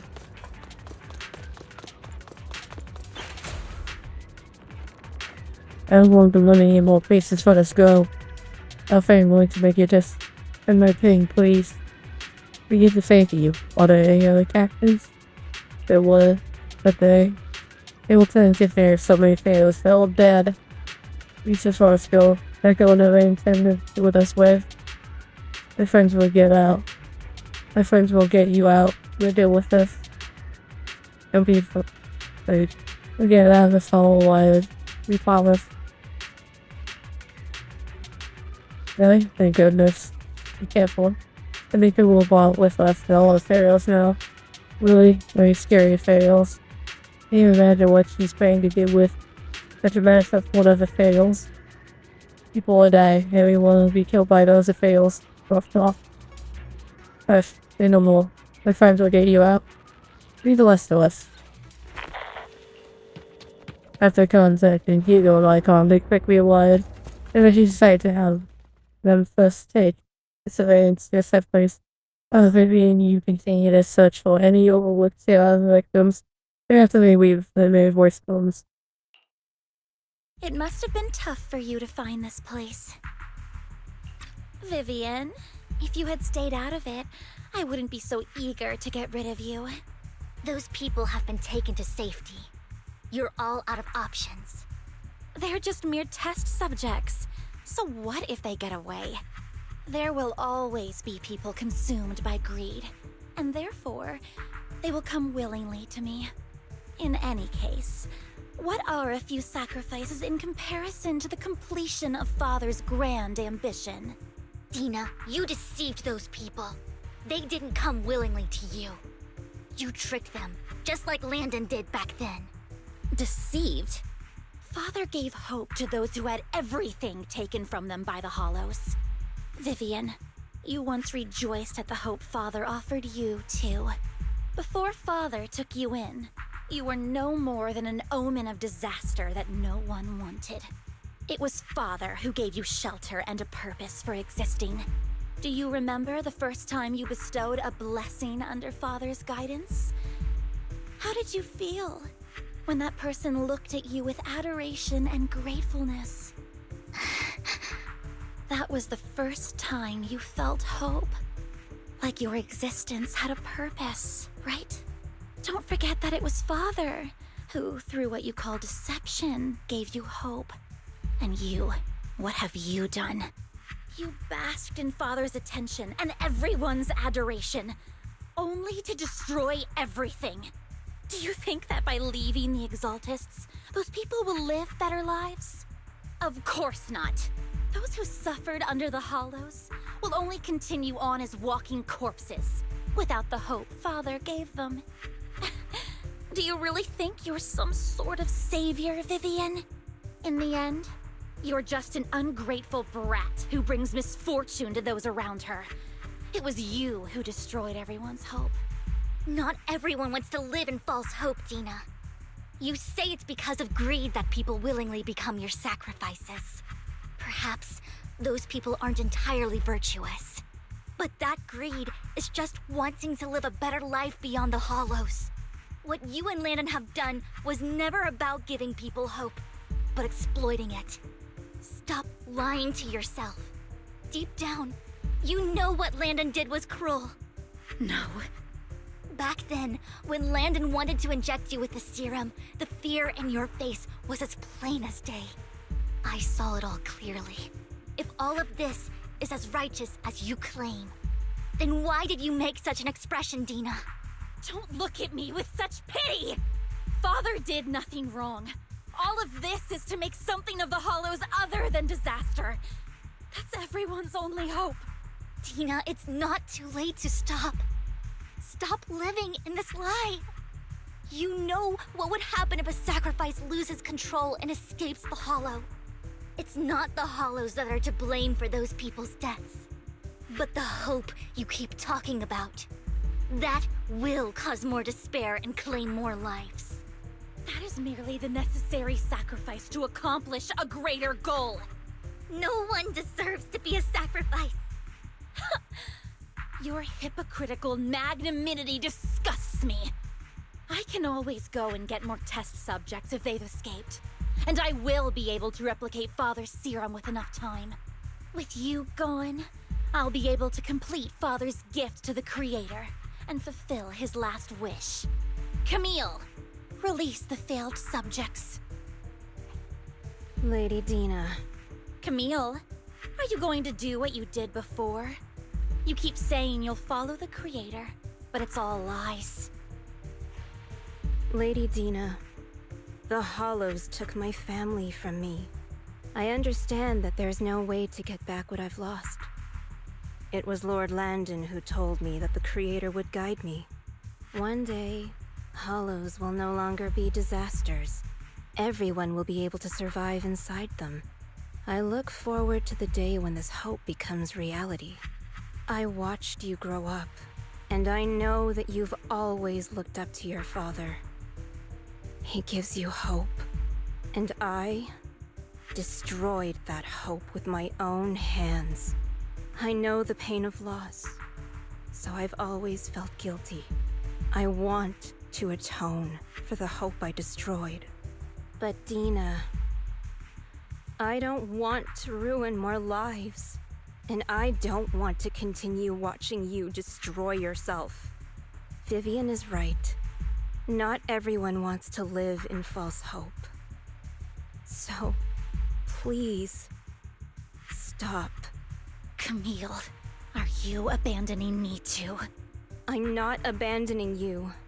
I just don't want to see you go past the point of no return. The point of no return? I passed that point ages ago. No, Dina. You can still turn back. I'll be your way back. Where are you going, Camille? I made a deal with Hugo and the mayor. If someone needs to take the fall for this, let it be me. I did it. All of it. I've been forcing Landon's only daughter, Dina, to research how to create sacrifices. I colluded with the Ravenlock family for my own gain. Everything Dina did was under duress. Since I've kept her captive for so long, she doesn't have the skills to survive as an independent member of society. She'll need a caretaker and teacher. Someone who will look after her and educate her. No! I refuse, Camille! I refuse to accept this! Dina, I'm going to dispose of those failed subjects. I won't allow it! You'll die! I won't allow it! You can't leave me. I command you! You've always followed my orders, and you will follow them now! It wasn't your orders that I've been following. My younger sister, who was stolen from me by the Hollows, also had such beautiful red hair. When Landon told me the Creator could bring me hope, you were standing there, right behind him. I was certain then and there, that this was the hope the Creator had given me. Start over, Dina. You still have so long, so much time. You'll make friends, find people who love you, and make many beautiful memories. That's not what I want! Camille, you're not allowed to die! I won't allow it! I won't allow it! Goodbye, Dina. And I'm sorry, Vivian. I'll leave the rest to you.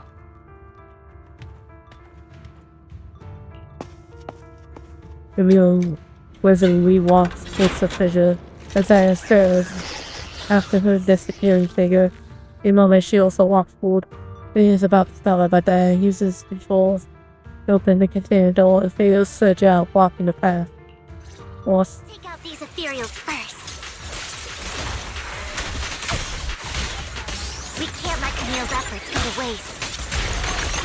When is perfect today?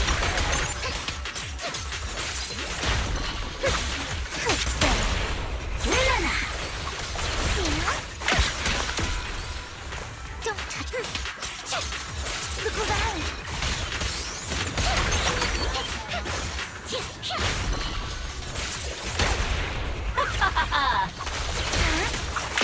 Let's go after Dina, Lord Phaethon. They must be on the other side of the fissure.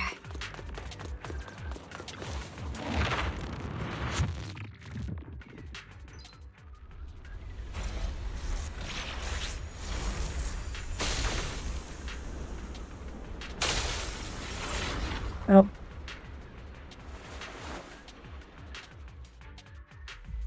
Are you satisfied now, Vivian?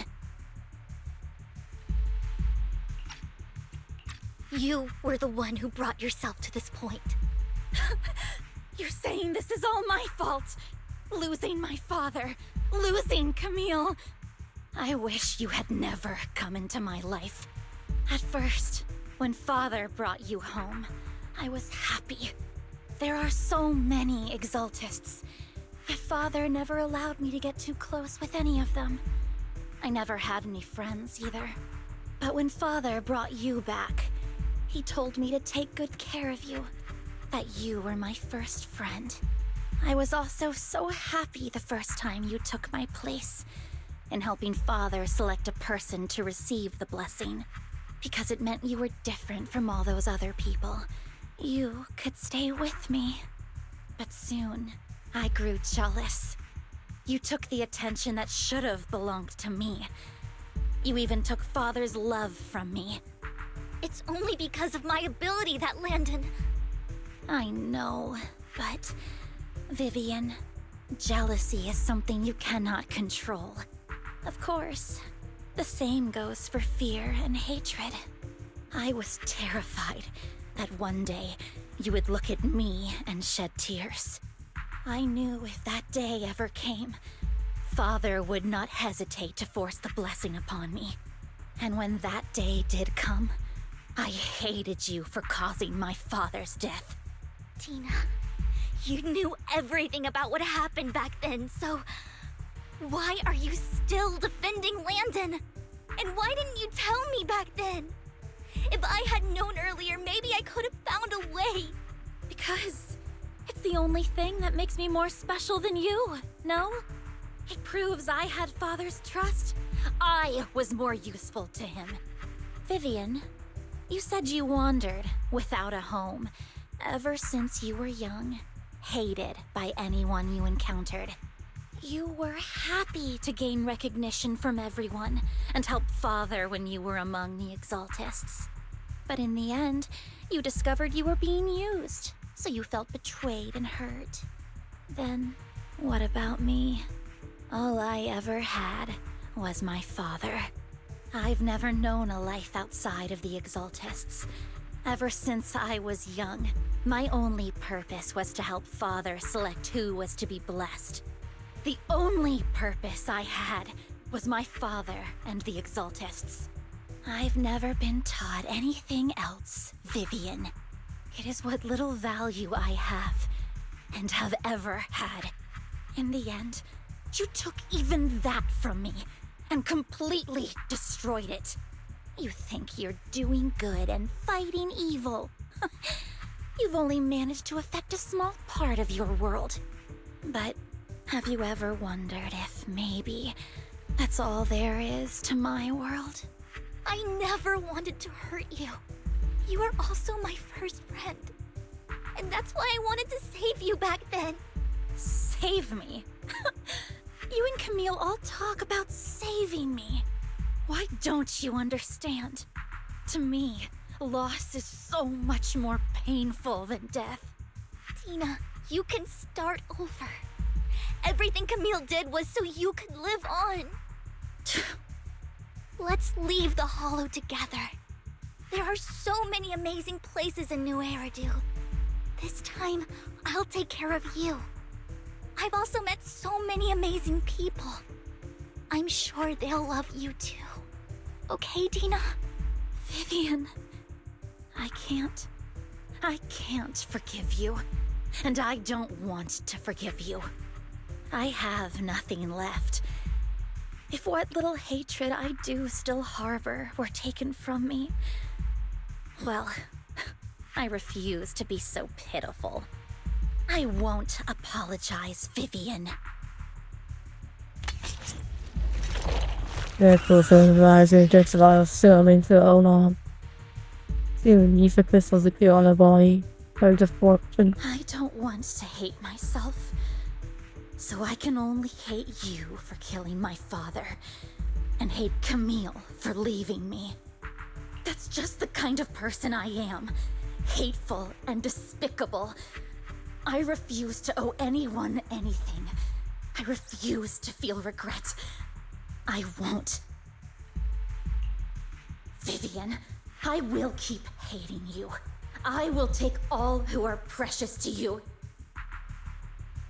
I will also hate Camille, so I won't do as she wished and start a new life. Vivian, if you had never existed, if I had never, you would be... Lord Phaethon, please do not interfere. She was my first friend. I'm going to bid her farewell.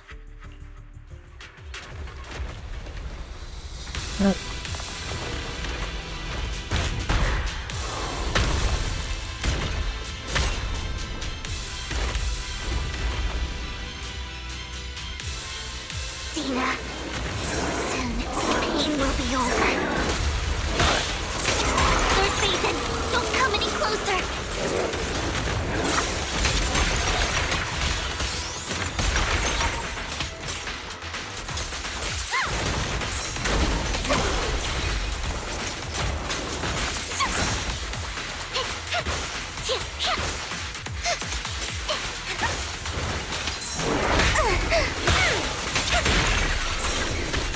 Notice me, Lord Phaethon.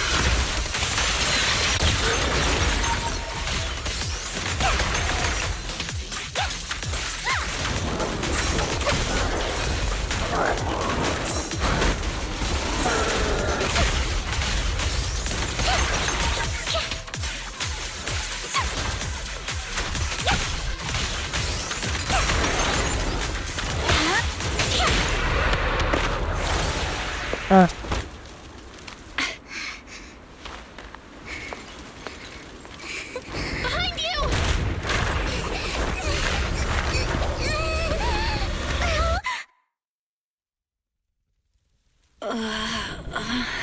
What happened?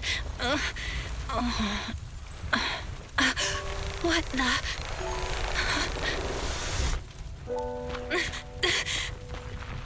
Vivian! Belle, don't come near me. This is my own choice.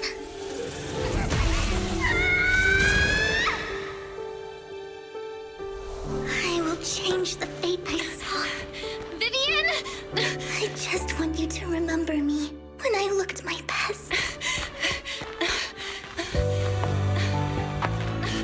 Vivian!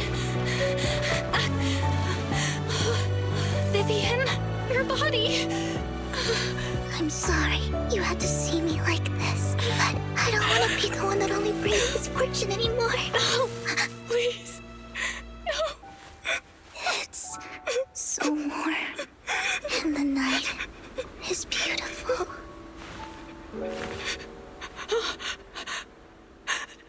Vivian?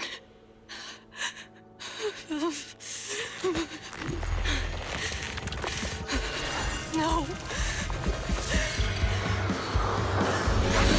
It can't end like this.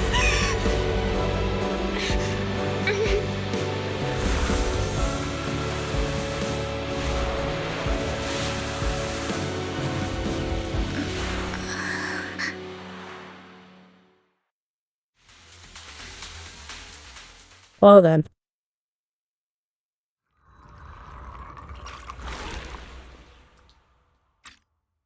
It feels as if he had a won't recently science teacher again. If not, as soon as he like man your teacher both dissolved into the water, like behind a this teacher burning and ruining in that Belle, version. you're scaring me. Belle, I'm so glad you're awake.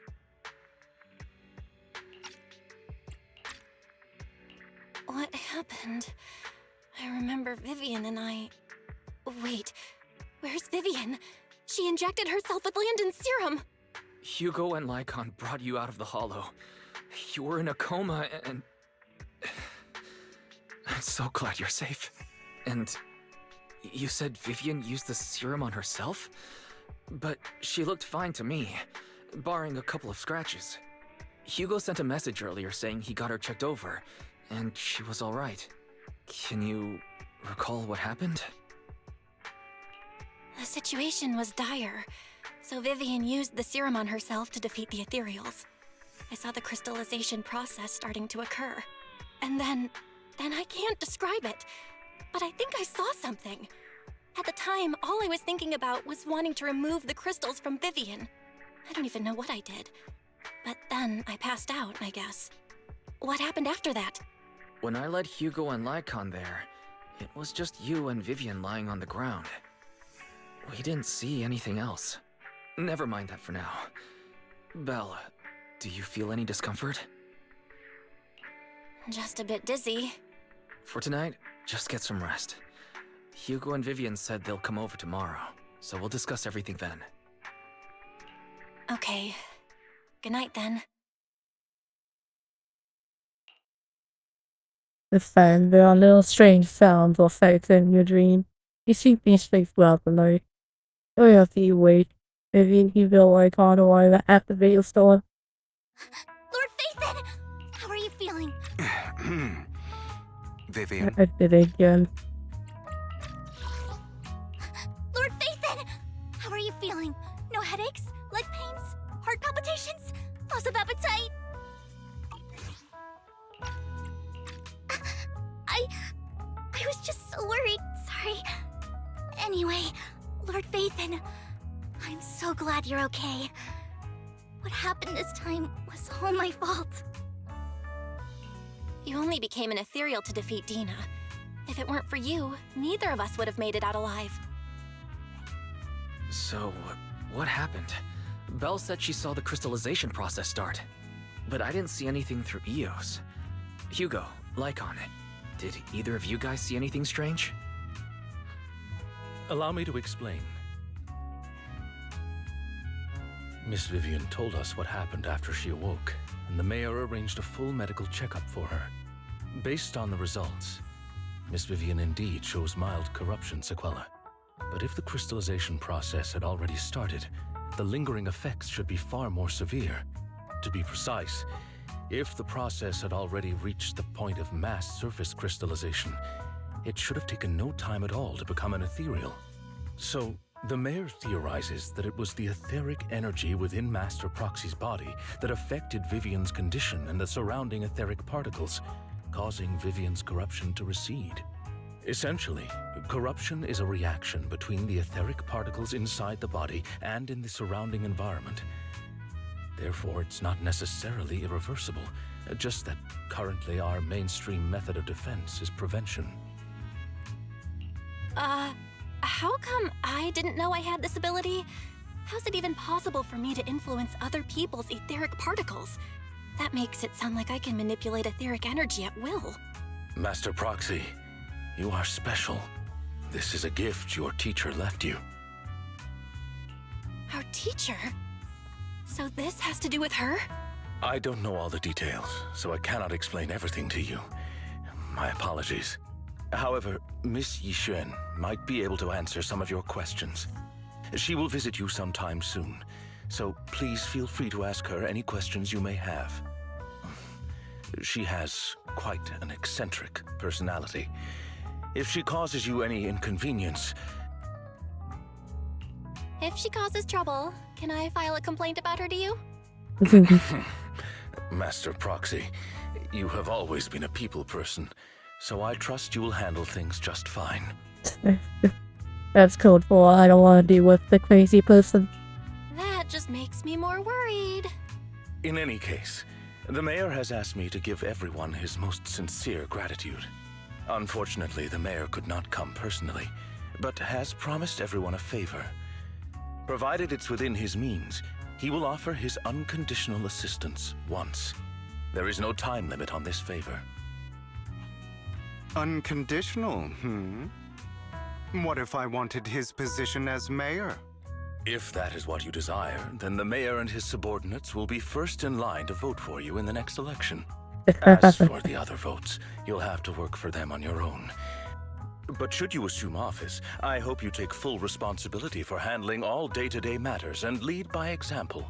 By sheer happenstance, the mayor has provided you with a copy of his current assignment, the City Waste Sorting and Processing proposal. Old fox. Well, can I request Lord Phaethon's... The mayor imagined you might ask.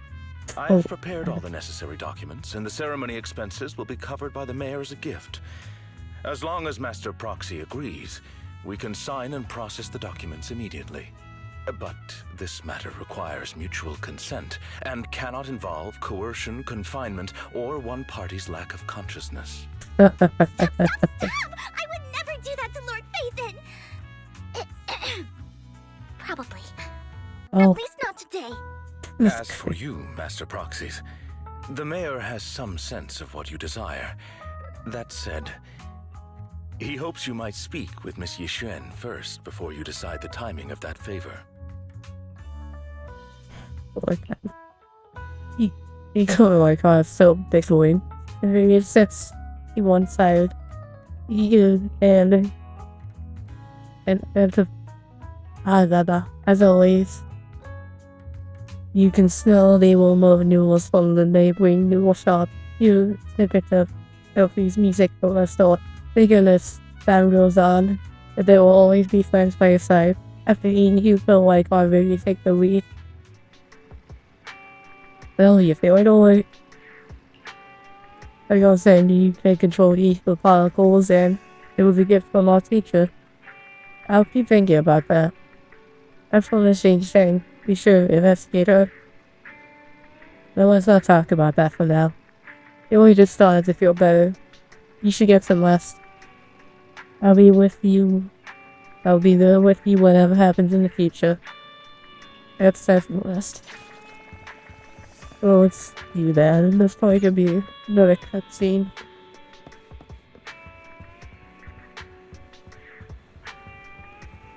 I would assume. Thinking back, sure. Also, it's happening silly, yeah. I can recontrol etheric energy. This is a gift of. If this is a gift, our teacher left us, then it doesn't prove that research was focused on making damage the whole of our humanity. This is considered as evidence that she was innocent, but I don't feel anything yet. It doesn't feel like I have any special powers. If our thoughts will jumble together and your mind feels heavier and heavier, you just felt without noticing that.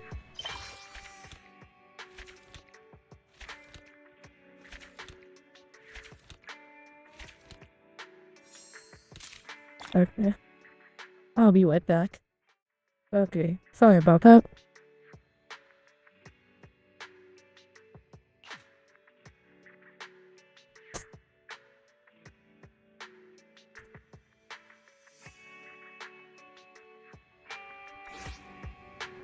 Oh, you really continues to contest with sacrifices. In neither daily and wife nor hidden crisis ever cease. New stories and distant voices are showing exciting shows such as each passing day. Present or past. One day they all become memories worth holding on to. Okay, now what the hell that?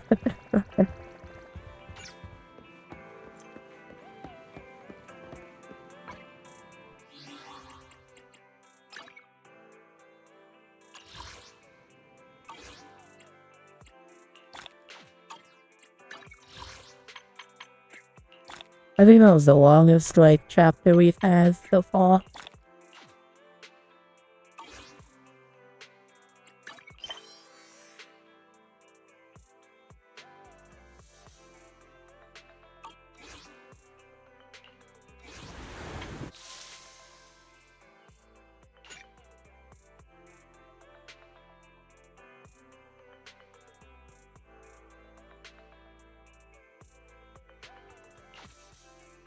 Wait, what's still not done?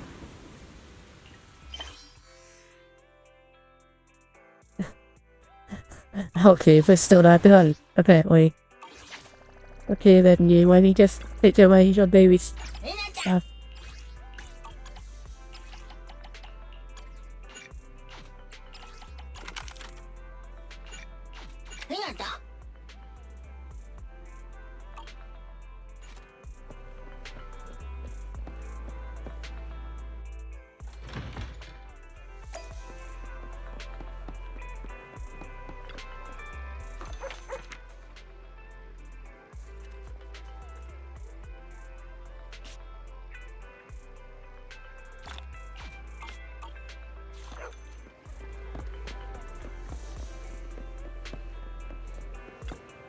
Have a cup of coffee to jumpstart your day.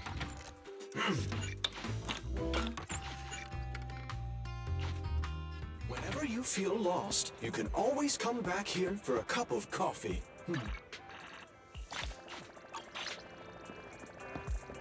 Okay, let's have wives take us to do more stuff. Every time I think we're done, we have more to do, apparently. But you know, it's fine. Yo, someone calling yourself, you saw. Alright, I need to, okay. You saw, so bad with things. It's here for you. She's dressed like one of those masters of the mystic arts from those movies. You know her. I do, she said Vivian and I when we counted something else before. Why is he wearing that? What the mayor said before. That she is a Wait hunter like special investigator. It help us adjust our etheric aptitude. I see, no wonder she has such a unique presence.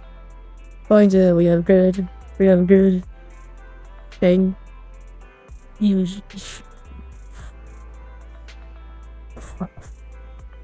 I know this word, I just can't remember how to pronounce it, I'm so sorry. Think Shaw. And 6th Street is geometrically blessed with a really good place to live too. That makes sense. It looks so serious, it didn't sound like it's an empty flat. It's like empty flattery. If you want to feel it, when she came in, I asked if she wanted to stay and wait, but she said she wanted to take a look around and you can talk to her once you're free. Yeah, right now we can go find her, Belle. Yep, let's go find her because the story never ends. Oh, she's like that. I did not expect that such a spiritual entity would exist here. It appears this street is a geomantic gem. A spiritual entity? His name is Howl, and I guess you could say he's a neighbor of mine. Is there something special about him? No, I was simply a bit surprised. It's rare to find such an intelligent individual of this breed. Even huskies can be really smart. Howl is proof. You're right. Yet, being overly intelligent comes at a price. It must stay here for prolonged periods of time, parted from its owner and unable to move about freely. Both a blessing and a curse. However, it seems quite happy. We've strayed a bit off topic. Since you're back, let's discuss our partnership. He bounce house there and stuffs a few days into his money pouch and then he turns to the one. Nice job. Good air circulation, excellent layout. Very Oh, suitable for a Shui, business. I Your remember. bamboo here are also very energetic. It seems your fortune is good when it comes to wealth. Didn't expect you to understand feng shui. Thank you for your blessings. But who exactly are you? I suppose this is our first official meeting since parting ways in the Hollow. Now that both of you are present, allow me to reintroduce myself. My name is Yi Xuan, a mystic from Yunquei Summit. Wait, mystic? Like those people in movies who can tell your fortune and go around blessing people? This is my first time meeting one in real life. But what's Yunquei Summit? Just an ordinary sect of the mystic arts. Our disciples travel all across New Eridu and sometimes collaborate with authorities. Currently, I'm affiliated with the Hollow Investigative Association. Right now, however, I'm here to discuss a partnership in the name of the Mayflowers. So, what sort of partnership are we talking about? I have reviewed the documents provided by the Mayflowers. You previously underwent an implant surgery. After recent adjustments, abnormalities occurred. These abnormalities bear resemblance to the craft practiced by us at Yunquei Summit. If you are willing, I can teach you how to better control your abilities. To better control my abilities. It sounds great, but there's no such thing as a free lunch. Since you're willing to teach us your craft, Shifu, you must want something in return, right? That's right. Mayflower will have you join me for some investigations. Looking at my divination results, this will be a complicated and very likely dangerous matter. He's still going over the details, but should have more information for you soon. You can wait until then to decide.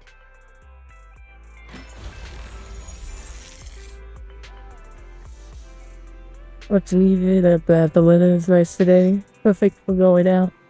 I just happen to need to head to nearby stores for something. If free, how about coming with me? I have a long path ahead of us. We have more path ahead of us, so it would be good to take the opportunity to learn more about each other's ways and methods. And I see the bird. The shadow bird. Sounds good then, let's go. He's Shifu. I just get called by that. For now, like, I hear it, but my mouth can't do the words. Where's the store? Every square called by and then a store. Oh. I don't know a store, but I haven't been. It hasn't been closed for ages now. Is that okay, Shifu? And there's not. What is the situation? And let's head over first. It's been ages since I last came to each other's quarter. I'd like to take a look around. Just tell me when you're heading to this where we can meet up at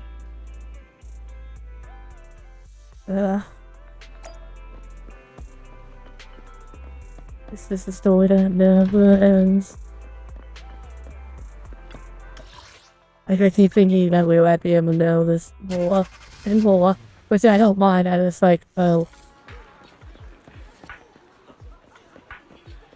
Must be so out of the people. Please help me check my fortune. Here's my pop. Look, doesn't this thick wealth line mean I'm about to strike it rich?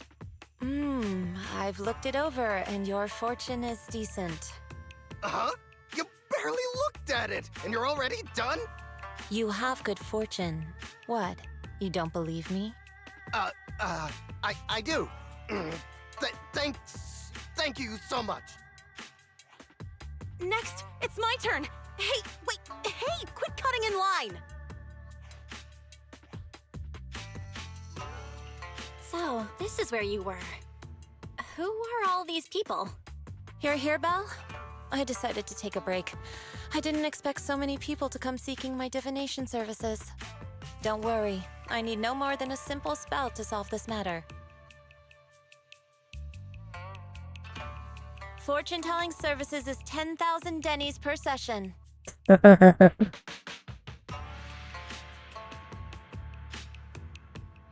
All gone? Good. It seems the Banish Wealth and Desire spell is still effective. Banish wealth and desire? That's a spell? This isn't the kind of craft you said you were going to teach us, is it? Our video store has a business license, and we'd get complaints if we charged unfair rates. Of course not. This is just a trick to deal with trouble. I'll take my time showing you the true craft of Yunquai Summit. For now, let's find that shop. That's a freeze weight shifter, so I keep eye to the fortunes. You must be the vital part in Immortal Fortunes. Wait, I finally get to meet an immortal in the flesh, please. I need your help. I'm no immortal, just a normal mystic. However, it appears you are in quite a pickle. It said when it was produced and I don't know what parts got damaged, but sometimes it gets so busy and days and really slow to respond. I also can't connect to the internet, can't receive messages. So, it isn't caught up in something that ends up looking even more silly. I would think we keep mocking it, and I got a short temper. So it's always fighting other bang booms. I don't take it too personal. No, it's afraid to be repaired and get. It won't get scrapped. It can't be repaired to. So we got these. Like watching those movies with immortals. You catch demons. You'll want to learn mystic arts. If you try, they convince it might agree to be repaired. So you wish to use mystic arts as a cover to convince that they get repaired. Could be difficult. No, the only person where it does repairs. Let me check it over first. There's only for that I can check it over first. If there's no major hardware issue, we can need some debugging adjustments. Very well. Really?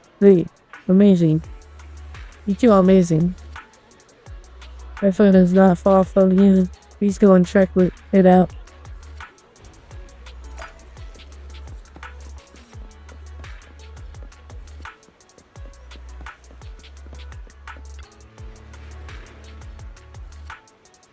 Please see, look at what you delight in the mortal. Really, they were immortal. It really is amazing, just all the shit was shifting, say, spill and dispelled a whole crowd of people.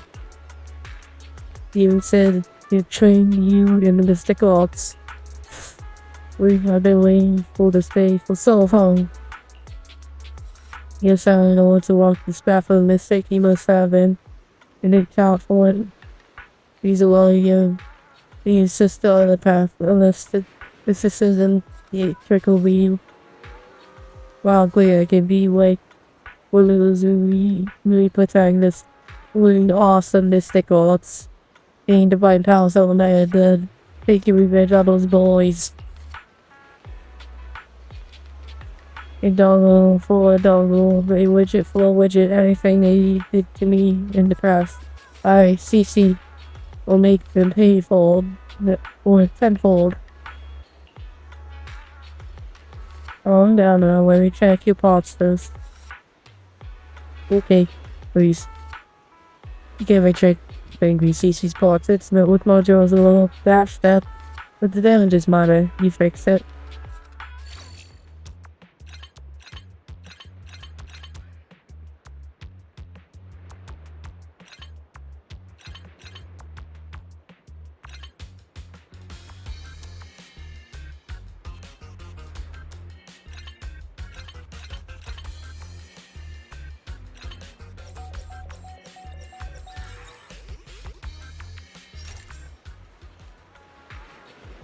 very old pad. How do you feel?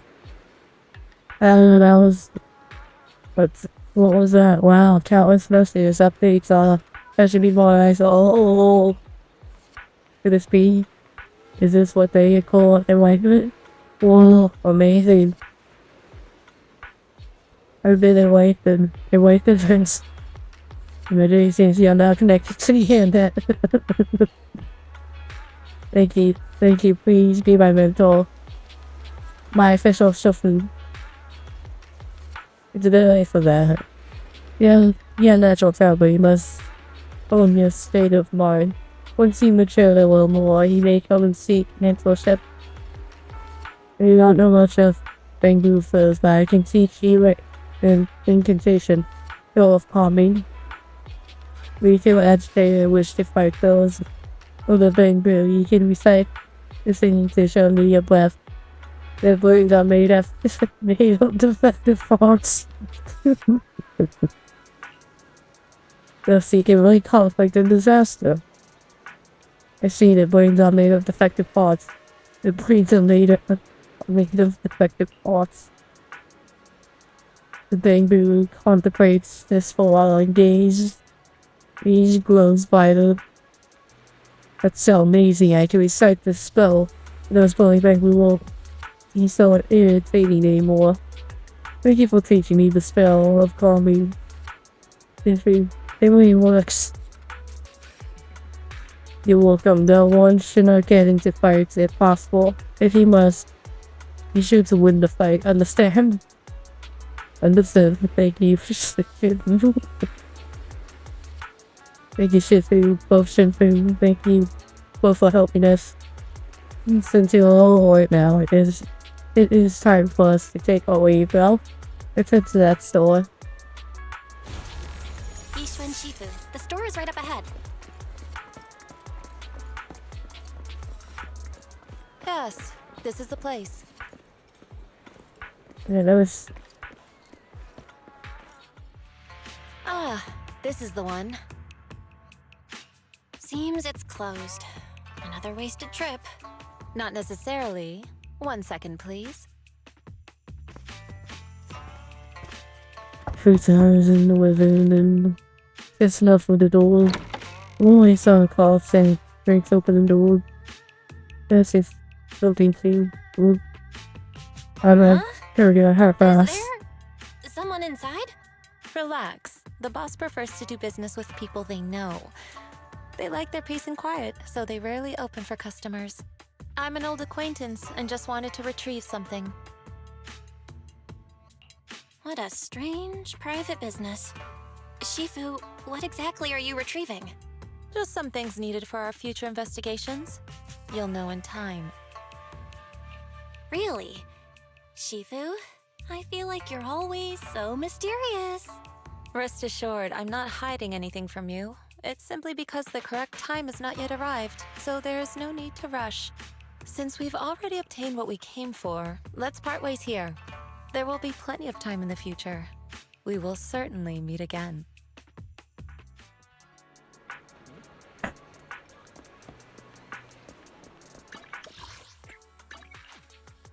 Oh, we actually done. Please tell me we're actually done. Please. I like this game and everything, but I kinda wanted to stream a while, yo. Well, we are back there. Everything go well? It went well. It went well, it's just that Shifu deals with things in a rather unique way. Maybe that's just how mystics those things. I see. So, you think that Shifu is planning to be real? Playing mystic gods and whatnot? Sounds like it came straight out of a movie. It's going to be like, all goes like those movie protagonists. He uses talismans to see videos and magic. Always, he's supposed to follow. Well, he's not made up. Never won't be as exaggerated as the movie, but I don't think if it is why she redid display mystic powers back in the hollow. I see. I trust the judgment plus. The man must have his reasons for choosing her. He teach us. If you said the mayor would rather have would have us focus on some investigation. I don't know what that is. Anyway, we'll find out soon. There's no rush. But you've been busy with he should take this time to rest and have a break. Yeah.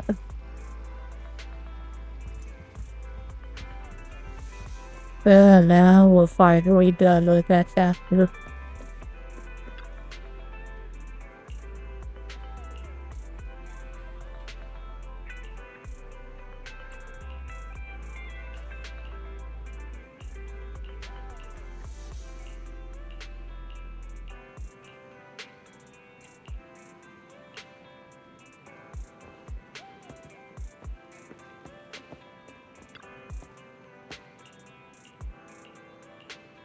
I'm sorry.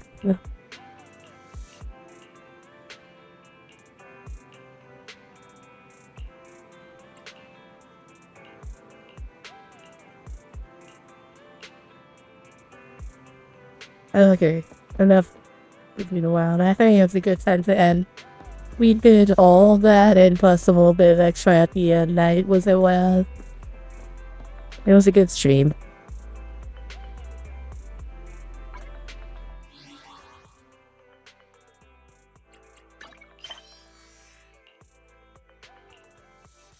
And we also have some event stuff to do. But that'll be another time.